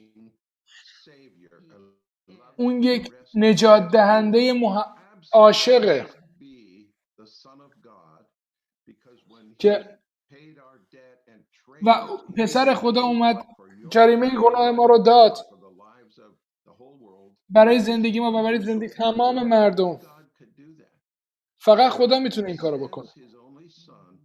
پس اون تنها پسرش رو فرستاد که جریمه گناه ما رو بده، که وقتی ما به اون میگیم بله،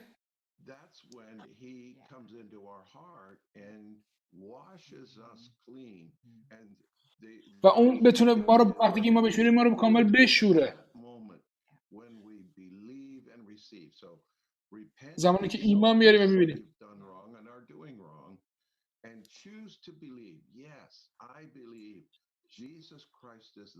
خب یعنی واقعا متاسفش مثل کاری کردیم و ایمان بیاریم که اون واقعا پسر خداست و اون به خاطر ما روی صلیب مرد، به خاطر من. فقط اونجا متوقف نمیشه، بلکه بعد از 3 روز مردگان قیام میکنه. پس اون یک نجات دهنده زنده است و اونطورست میخوانه.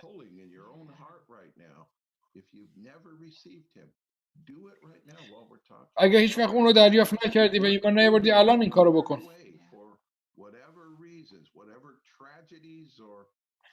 پس هر وضعیتی که هست، هر سختی یا چیزی که حماقتی که خودت انجام دادی تو زندگیت اومده، الان میتونی برگردی خونه توسط عیسی مسیح. دعا کنیم با من.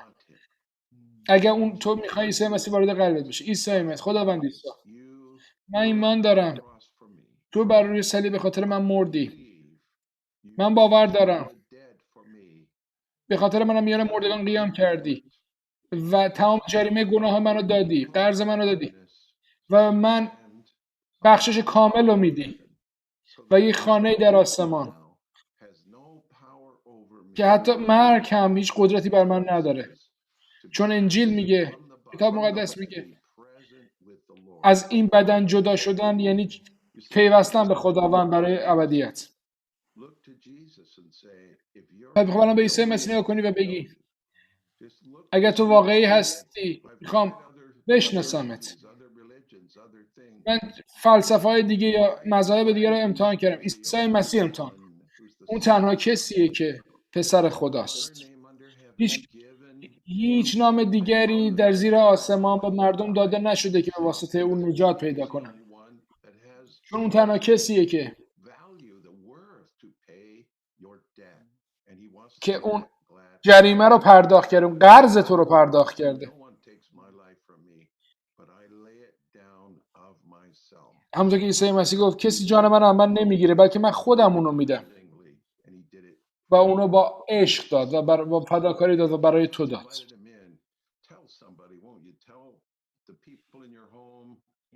پس میتونی الان مردم خونتو به دوستاتو تکست بزنی، خبر بدی.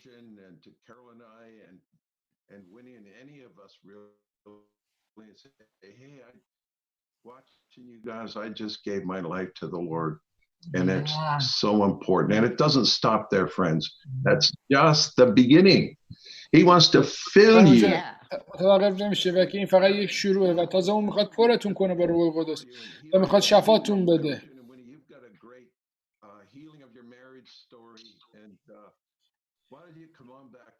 جورجیا، تو یک داستان خیلی خوبی داری راجع به اینکه خداوند چطوری ازدواج شما رو شفا داده. میخوایم راجع به این صحبت کنیم.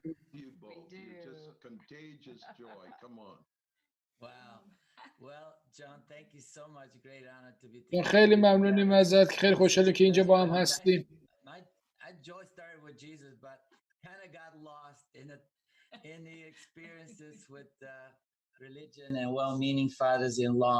But he got restored at these 90s, early 90s meetings in Toronto, the endless revival meetings.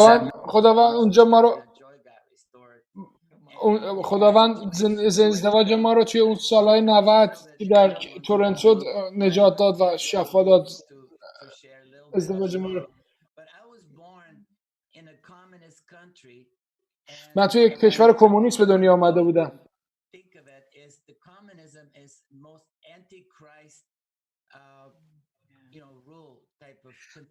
کمونیست یکی از بزرگترین فلسفه‌های ضد مسیح بود.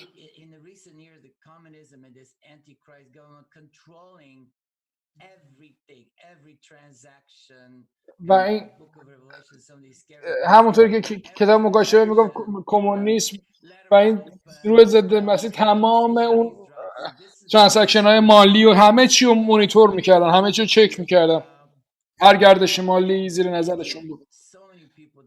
خیلی ها رو کشتن،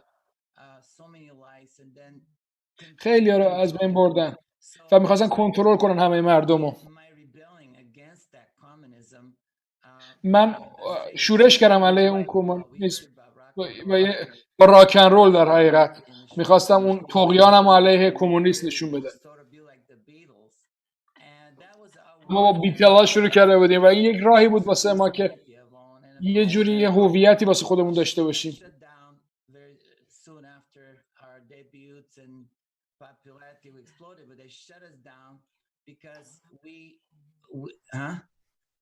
Because we were like a force to be reckoned with. The communists got afraid of us. They shut us down. But that made me help. ما رو سریع خفه کردن چون یه تهدیدی واسه شون بود. و اون موقع بود که اومدیم به آمریکا و احساس آزادی نمی‌کردم ولی تا زمانی که عیسی مسیح رو دیدم توی لس آنجلس. عیسی مسیح منو دوست داشت و دوست داره. من اون نمی‌شناختم اونو و اون خیلی به من آشکار شد، خیلی به صورت معجزه‌آسا. آسمان باز شد و من اونو بر روی تختش دیدم و من انگار توی اونجا بودم نزدیک فرشته ها. یه چیزی بود، یه جور عجیب بود، مثل اینکه اکستازی نداشت. خیلی عجیب بود، همه با شادی میپرستن، یه جور عجیب غریب. و این آتش عشق خدا اونجا بر قلب من ریخت. و چند وقت بعد همسرم رو دیدم. اون موقع دوست دخترم بود.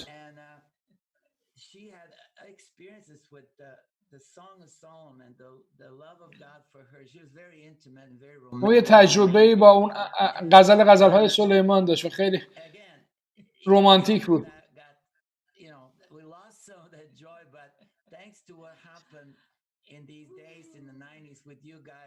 All that got restored and I know ما اون شادی رو از دست داده بودیم ولی اون سال 90 که با شما تو تورنتو جان کار ملاقات داشتیم دوباره شفا پیدا کرد ازدواج ما.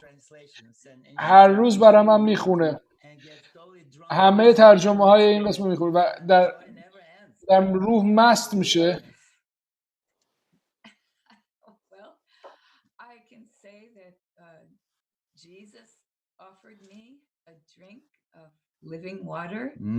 من میتونم بگم که عیسی مسیح به من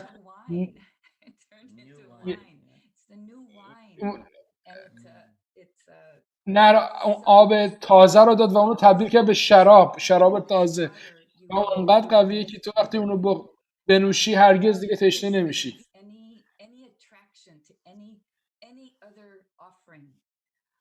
و نیل به هر نوع چیز دیگه ای رو ازتون میگیره، هر چیز دیگه که بخواد مستتون کنه رو میگیره وقتی اون آب واقعی و اون شراب واقعی عیسی مسیح بگیرید و بنوشید.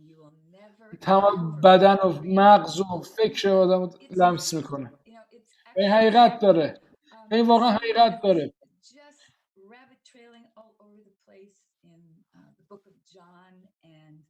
و من تمام داشتم میرفتم و از یوحنا میخوندم و تمام اتاقا میگشتم و میخوندم.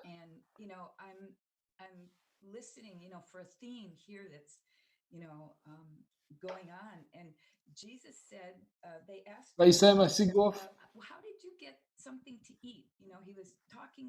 چطوری چیزی رو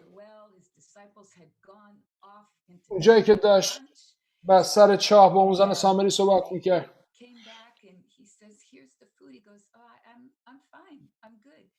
و رفتن غذایی بیارن برای عیسی مسیح و شاگردانش اومدن غذا آوردن. گفت من گرسنه نیستم، من غذا خوردم. گفتن کی به این غذا داده؟ گفت غذایی که من دارم انجام دادن اراده فرستندمه، پدرمه.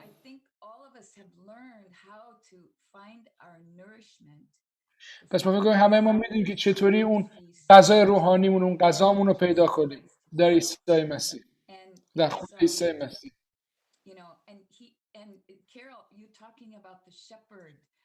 کرول تو راجع به شبان صحبت کردی. من میخوام اینو براتون بخونم. So here's the story of the feeding of the multitudes. They didn't ask Jesus for food, but he knew. داستانی که عیسی مسیح غذا رو چند برابر کرد، اون 5 نان و 2 ماهی رو.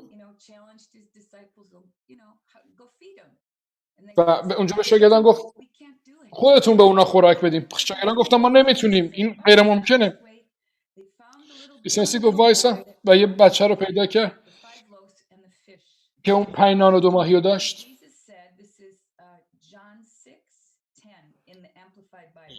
یوحنا 6:10.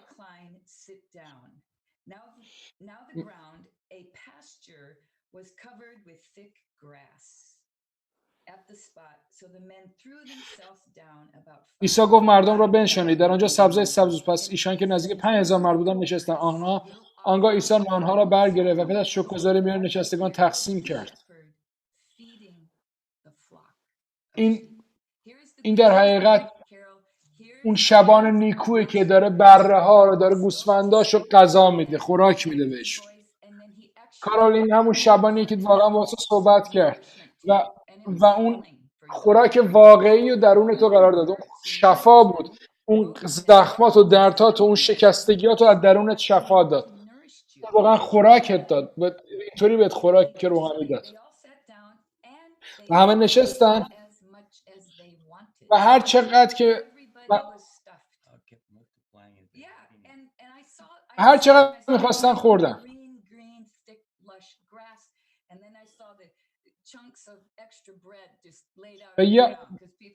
و بعد به شاگردان گفت پاره نان جمع کنن و پاره باقی مانده رو جمع کردن. 12 سبر پر شد. گفت چون هیچ کدومش نمیخوام گم بشه، هیچ چیش هدر بره. پس ما خیلی بیشتر از اون چیزی که لازم داریم خداوند پرمون میکنه و هر چقدر که هر کدومشون میخواست خوردن. و الان هم همینطوری خدا بیشتر از چیزی که بخوایم میده که واسه کسی.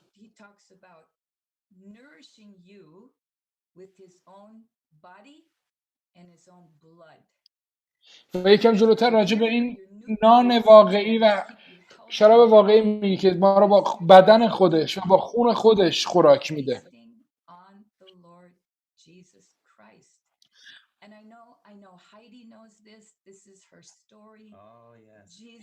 هایدی اینو خوب میدونه. این داستان اونه که عیسی مسیح توی اون رویا بهش اومد و از اون قسمتش که زخمی شده بود بهش داد، گفت بیا این نانو بگیر و این کافیه بره. و این بارها و بارها تو زندگی رولان و هایدی این ثابت شده که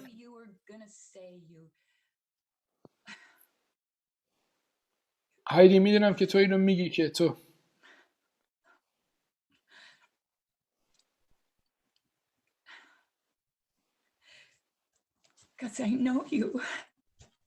به خاطر اینکه تو رو میشناسم.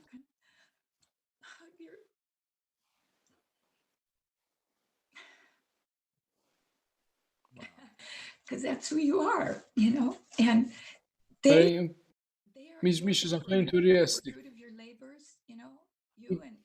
ثمره خدمت تو، این ثمره خدمت تو.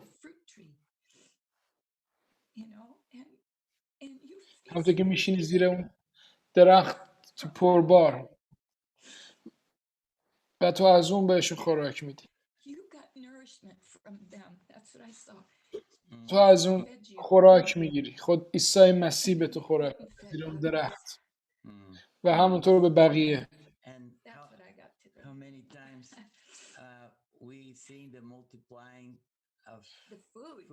Chickens, you know, we've read in the Bible. دیدیم که چطور این خوراک چند برابر شده. ما رفته بودیم موزامبیک، دیدیم که چطوری خداوند مرغ‌ها رو زیاد کرد توی اون. چندین بار اینو دیدیم. همونطور که بیل و بنی گفت، بیل کتابی راجع به اون شام خداوند و مشارکت شام خداوند نوشته بود. همونطور که خداوند توسط ما رو خوراک میده و اون شادی ما از اونجا میاد. عیسی مسیح درون ما و گفت آرامش من در شما میمانه، نه آنطور که دنیا به شما میده، بلکه من آرامی خود را به شما میدم. این خوراکی که خداوند ما رو میده، اون آرامشش، شادیش. من به خاطر دارم قبل از اینکه از بلغارستان فرار کنم رفتم توی کلیسا، یه جوری توی که از اون جلسات کلیسایی رفته بودم که خیلی شکنجهشون میکردم، میکشتنشون اگر مقاومت میکردم و من میترسیدم که برم جزو اونا چون غیر قانونی بود. ولی اونا اون عیسی مسیح درونشون اون باعث اون پایداری شده بود و الان ما اینو لازم داریم بیشتر از هر زمان دیگه. این آرامش خدا رو که درون ما هست لازم داریم و ما اون آرامش رو آزاد می‌کنیم. همچنین میخوام اینو بخونم. من عاشق همتون هستم. عیسی مسیح میگه با همون محبتی که پدر به من دارید اونا رو دوست دارید و اجازه بده اون محبت من قلب شما رو خوراک بده. خداوند نمیخواد قلب ما مضطرب بشه، که میخواد قلب ما خوراک داشته باشه. اون خوراک اون آرامش و عشق خداست.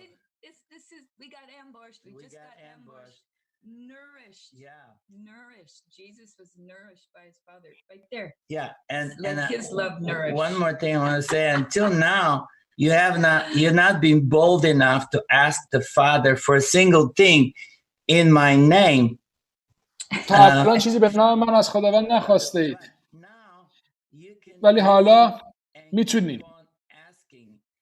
پس بخواهید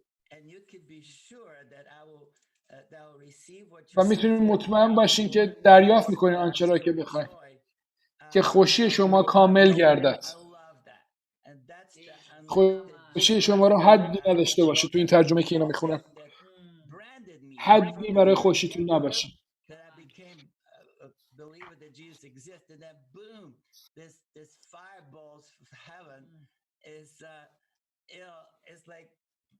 There it is. My presence is fullness of joy, and right hand there are pleasures forevermore, or bliss forevermore. And this has been my personal. حضور من کمال خوشی هاست و در دست راست من لذت ها.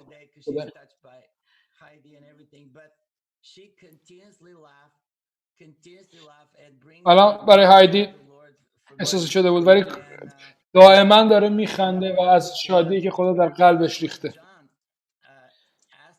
در شاید جان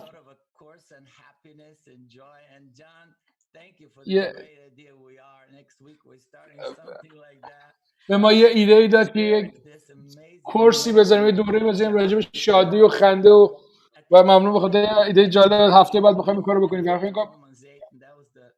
بنی و بیل به ما گفتن از رومیان 8 خوندیم و یه چیزی میخوام اینجا باهاتون در میون بذارم.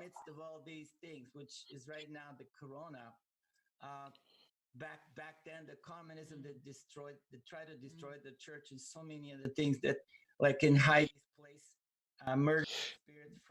به عکس در همه این امور، مثل این کرونایی که هست یا جایی که اون مردم میخوان کلیسای هایدی اینا رو از بین ببرن.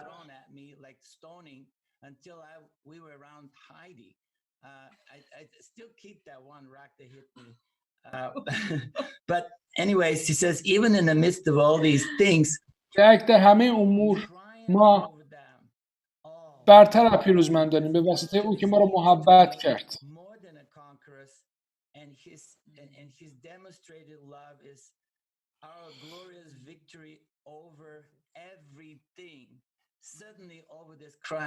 This coronavirus and the message. I mean, the passion it has amazing notes here when it says more than ترجمه که من ازش میخونم مثل پشن یه نوتی یه چیزی اضافه کرده اینجا. with the Greek word hupernika.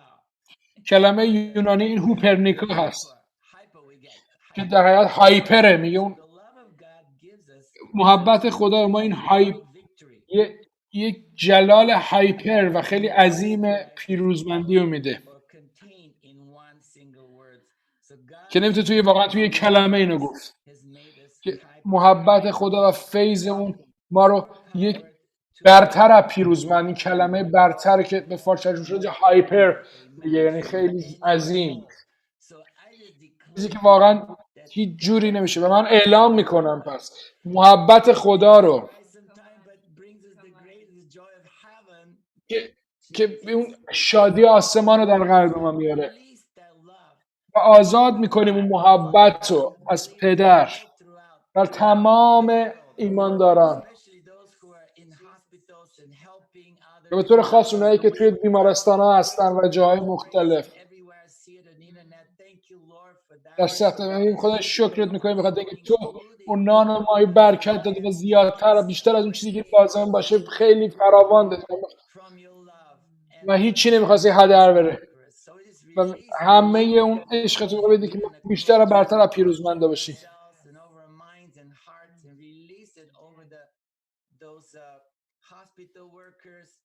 Lord, bless your believers so that they could be loving on those poor. برکت بده تمام ایمانداران رو. تمام مردمی که در سختی هستن، دارن چالش هستن در این کرونا ویروس. When you get sick and then you overcome. Yeah, it's a sort of antivirus.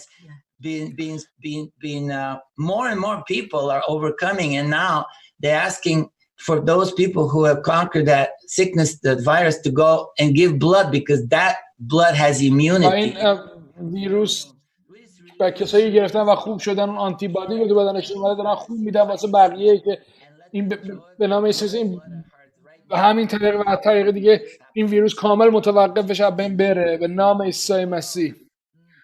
آمین. شکر خداوند. عالی بود. About to bring this to a close, and Bill, I'm going to ask you if you would get ready to pray for healing prayers and things in a moment. But Georgian, you referred to your ما چند دیگه دعا برای شفا خواهیم داشت. به تو راجب اون دوره‌ای که داشتی و به ما راجبش گفتی. من با دوستم اندرو مکمیلن از کلمبیا صحبت کرده بودم. اون از ییل میاد. علیه و گفت اونجا یک دوره شادی داشتن و انقدر تحت تاثیر قرار گرفتن، هزاران نفر اومدن و اون توی اون دوره که گذاشته بودن برای شادی شرکت کرده بودن. شما میتونید به مردم یاد بدین راجع به که چطوری با شادی و خوشی واقعی پر بشن. خیلی خوشحالم که شروع کردی این کار انجام دادم. تو وبسایتتون بذارین. چون دنیا اون شادی خداوند رو لازم داره. چون شادی خداوند قوت ماه. میخوایم محبت شفا آمیز خداوند بیاد قلبای ما رو بگیره. قلبا رو بگیره. بنی جانسون و بنی معروفن تو دنیا برای اون مسح شفا و عطیه شفا و خدمت مؤثر شفایی که دنیا دارن. میخوایم راجع به شفای فکری و احساسی واسه مردم و جسمی بگیم.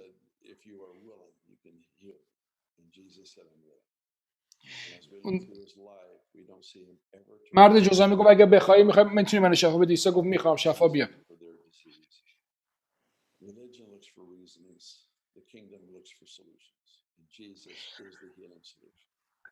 مذهب دنبال دلیل بیماری میگرده ولی خدا شفا رو میده، به جواب رو میده. ما اعلام میکنیم که عیسی مسیح پیروزمنده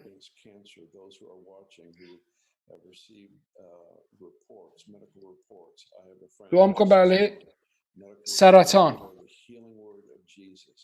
که ریپورتی گرفتی راجع به سرطانه، دکترها گفتن.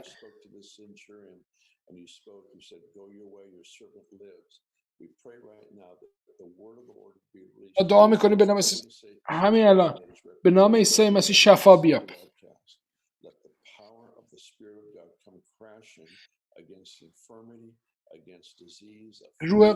روح خداوند بیاد و از بین ببره هر روح بیماری که در تو هست و هر سختی در بدنت. آرتروز اگر داری الان دعا میکنیم به نام، درد شدیدی در مفصلات داری دعا میکنیم به نام عیسی مسیح شفا بیای همین الان.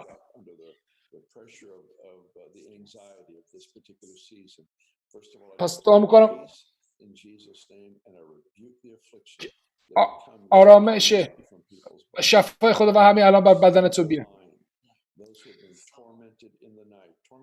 کسی که داری در فکرت بیماری فکری روانی داری، فکر درست و اون شفای فکری بر تو بیاد به نام عیسی مسیح.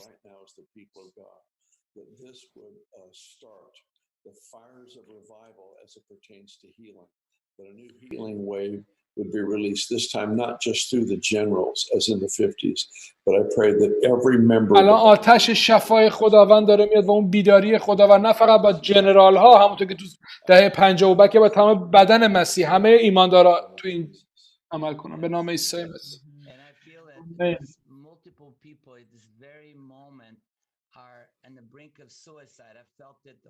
و من الان فهمیدم که در قلبم که خیلی هستن که الان توی فکرهای خودکشی هن. من احساس میکنم که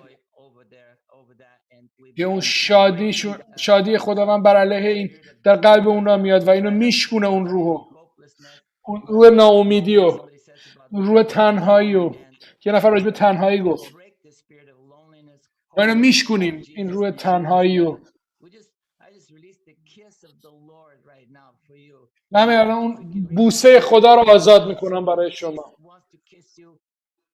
چون خداوند میخواد تو رو ببوسه و اون روح خودکشی از تو بره. تو خیلی اهمیت داری واسه خداوند، تو نه بمیری چون اون برای تو مرده. و برای هر کسی که افکار خودکشی داره شادی خدا رو و اون بوسه خدا رو آزاد میکنیم. اون دوستت داره. آمین. این عالی بود پدر، شکر. من میخوام تشویقتون کنم برگردیم به کتاب مقدس رو شروع کنیم به خوندن. من یادم میاد سالها پیش من هیچ وقت آدم دپرسی نبودم، هیچ وقت دپرشن افسردگی نگرفته بودم. یهویی دیدم دارم نشانه افسردگی میگیره.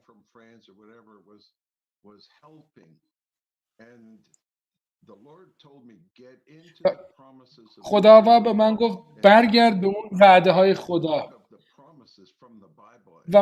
و من شروع کردم وعده های خدا رو تو کتاب مقدس مرتب تو پشت سر هم خوندم و اون قلب و فکر منو پر کرد.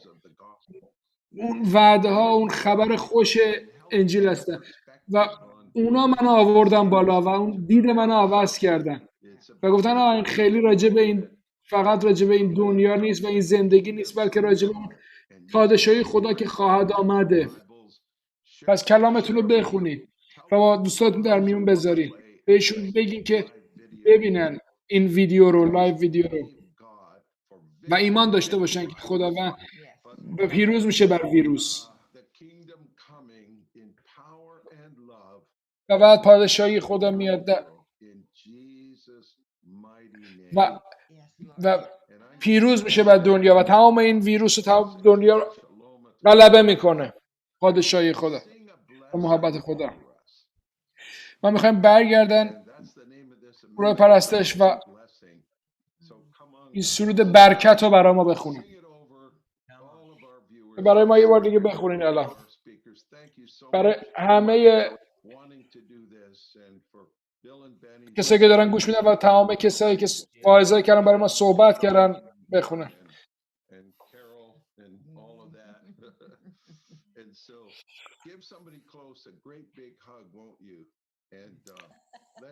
هم دیگه رو بغل کنین، در آغوش بگیریم و بذارید خدا رو با هم بپرستیم.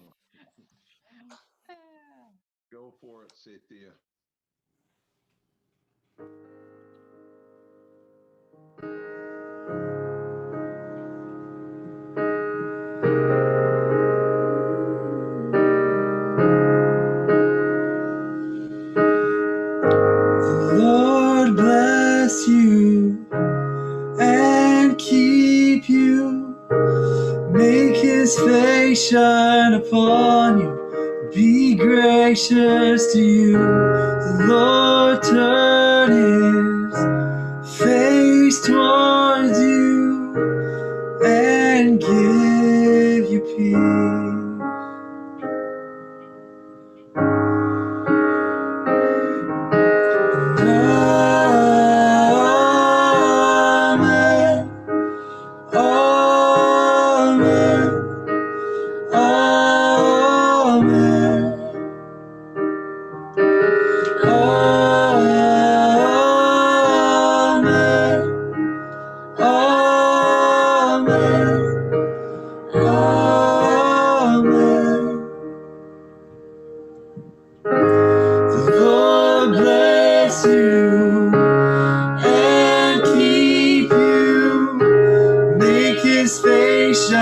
Upon you, be gracious to you. The Lord turn his face towards you and give you peace.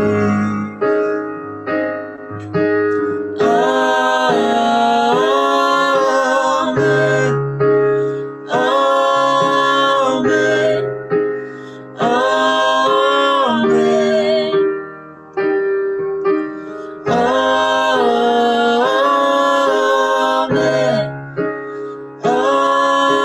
Amen. Amen.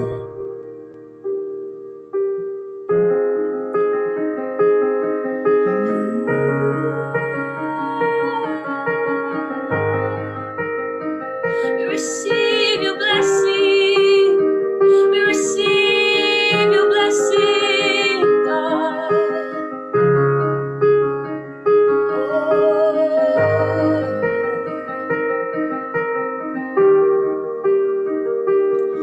May his favor be upon you and 1,000 generations, and your family, and your children, and their children, and their children. May his favor be upon you and 1,000 generations, and your family, and your children, and their children, and their children. May his favor be upon you and 1,000 generations, and your family, and your children, and their children, and their children. May his favor be upon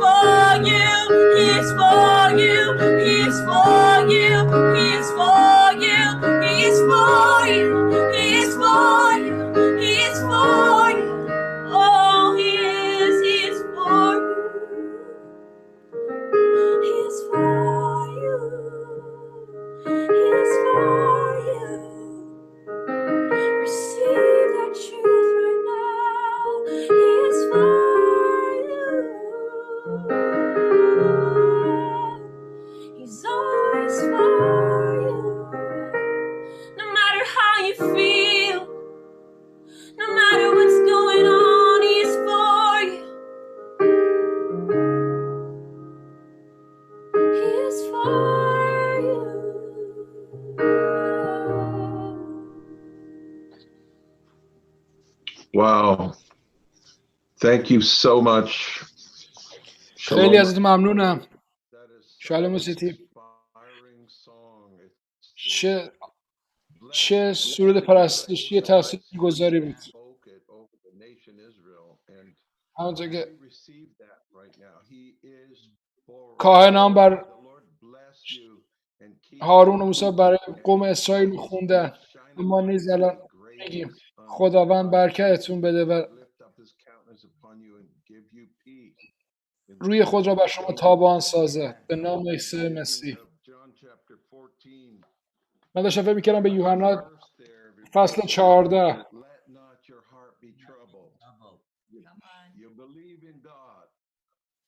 قلب شما مضطرب نباشد، به خدا ایمان داشته باشید، به من نیز ایمان داشته باشید. دل شما مضطرب نباشد، به خدا ایمان داشته باشید، به من نیز ایمان داشته باشید. در خانه پدر من منزل بسیار است، وگرنه به شما میگفتم میروم تا مکانی برای شما آماده کنم و آنگاه که رفتم و مکانی برای شما آماده کردم باز میآیم و شما را نزد خود میبرم تا آنجا که من هستم شما نیز باشید.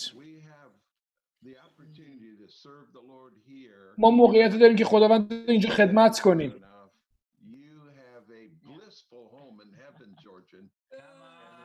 و شما یه خونه عالی دارید که عالی، پر از شادی و محبت و آرامش.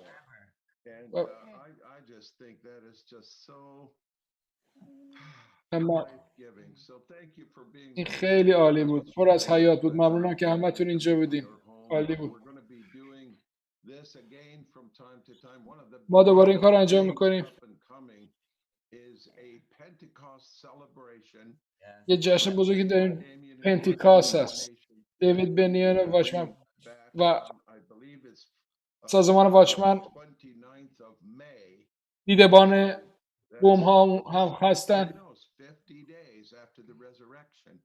میدونی دیگه پنتیکاست 50 روز بعد از قیامه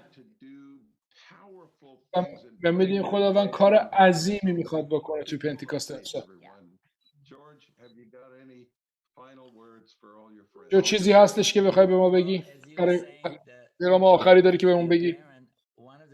همین گفتیم اون برکتی که هارون داد به قوم، برکت هارون، میگه که یکی از ترجمه هاست میگه او به تو لبخند میزند و به تو میخند، به تو لبخند میزنه، با شادی بهت نگاه میکنه.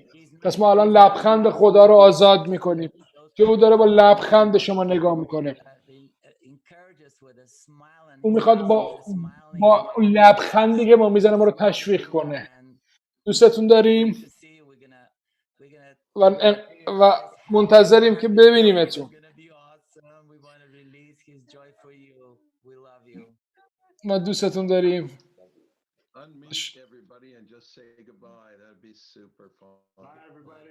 و همه خداحافظی میکنیم. خداحافظ. دوستتون داریم. خداحافظ. خیلی خوب بود که با شما بودیم.